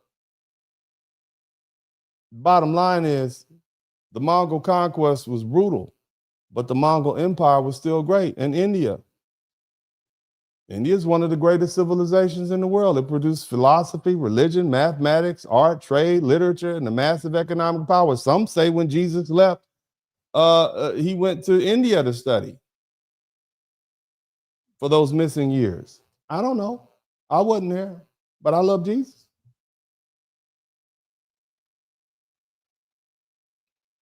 But the other thing you have to understand is that along with that philosophy and economic power, India has moral dilemmas. It has a caste system right now, a racial caste system, one of the oldest and most entrenched systems of social hierarchy in human history. Discrimination is institutionalized right now. These people whom they call delettes, they're denied access to wells, temples, common spaces, basic dignity. They even are referred to after untouchable. It was constitutionally up until it was abolished in 1950. Ancient India also had forms of slavery and servitude, including debt bondage, social stratification, servitude connected to war and conflict, and yet nobody serious says India was never great. They understand that civilization can be great and morally burdened at the same time. Now, somebody type now. Now, if you all have no problem calling those nations great, China, Russia, Great Britain, Greece, Rome, Egypt, India, Byzantine, Mongol, if you don't have any problem calling those countries great, you should have absolutely no problem calling the United States of America great. Because the United States of America surpasses all those countries in accomplishment, influence, innovation, standard of living, peaceful transfer of power, economic strength, military power, technology, scholarship, medicine, science, and global reach. America is the hub of modern intellectual life, research, invention, entrepreneurship, technology advancement. We are on the cusp of interstellar travel. We lead in philosophy, mathematics, history, science, medicine, law, engineering, and innovation. America helped create the modern world as it is now. Whether we're talking about air travel, combustion engine, mass production, electricity systems, modern medicine, computer technology, the internet, space travel, artificial intelligence, America has either invented or perfected, financed, expanded, or globalized the tools that brought the rest of the world out of the Stone Age. We literally helped pull the world out of darkness through our invention, our ingenuity, our wealth, our power, and our imagination. That's why the anti-American argument is intellectually unserious. If moral innocence is the standard, then no great nation has ever existed. If slavery disqualifies America, then Rome is disqualified, and Greece, and so is Egypt is disqualified. Britain is disqualified. Spain, Persia is disqualified. India is disqualified. Because much of the ancient world is disqualified. If conquest disqualifies America, then almost every empire in history is disqualified. If oppression disqualifies America, then most of the world's celebrated civilizations are disqualified. But nobody applies that standard consistently. They apply it only to America because attacking America has become fashionable, especially among people who benefit from America the most. So when people ask, when was America great? My answer is this: America was always great. America is great right now. And America is going to continue to be great as long as Americans keep pushing forward. Now, as to why I'm proud to be an American, why wouldn't I be? If all those people from all those great nations, past and present, can be proud of their nation, why should I not be? Why is patriotism and love for country acceptable for everybody else, but somehow suspicious when a foundation of Black American says I'm proud of my country? We throw the word proud around for everything else. We proud of the school we went to, proud of the neighborhood we live in, proud of our family, proud of our children, proud of our little degrees, proud of our business, proud of our home, proud of the lives we built. But when it comes to say I'm proud of the country in which all that stands, suddenly people get nervous. Suddenly it's no longer fashionable anymore. Suddenly people act like patriotism is some kind of intellectual weakness. That's conditioning. That's the influence of people who taught you to be ashamed of the country that gave you the opportunity to build the life you now enjoy. That's That's nothing to be proud of. And that's why I reject that silly, fashionable, anti-American answer that comes out of those Ivy League classrooms and those activist circles and those media spaces where people sit inside the safety, wealth, and protection of America while teaching others to hate it. They have to convince people who should be the most thankful to be ashamed of it. I'm proud to be an American, and I say that as a foundational Black American whose roots run deeper in this country than most white people and most Black people, especially the Black immigrants. We were here. Our citizenship wasn't handed to us as a favor. We fought for it. We earned it. And now we reap the benefits of that hard-won sacrifice. My family reaps the benefits. And frankly, so does everybody else who walked through those doors. Black Americans helped force open. I'm proud to be an American, absolutely. And I'm proud without apology. And I'm proud as a Black man. I'm proud as a lawyer. I'm proud as a father of 3 American boys. I'm proud as a foundational Black American. I'm proud because my ancestors didn't survive slavery, Jim Crow, terror, exclusion, and betrayal, so I could sit here in comfort and pretend like this country isn't mine. It's mine. It's ours. It's our blood in the soil. It's our labor in the foundation. It's our dead ancestors in the ground. And our victories are written into the Constitution. So yes, America is great. Yes, I'm proud to be an American. And the rest of you should never be afraid to say that either. So happy 250th anniversary to the United States of America and all the Americans. And as I always said this time, this is Uncle D, and I'm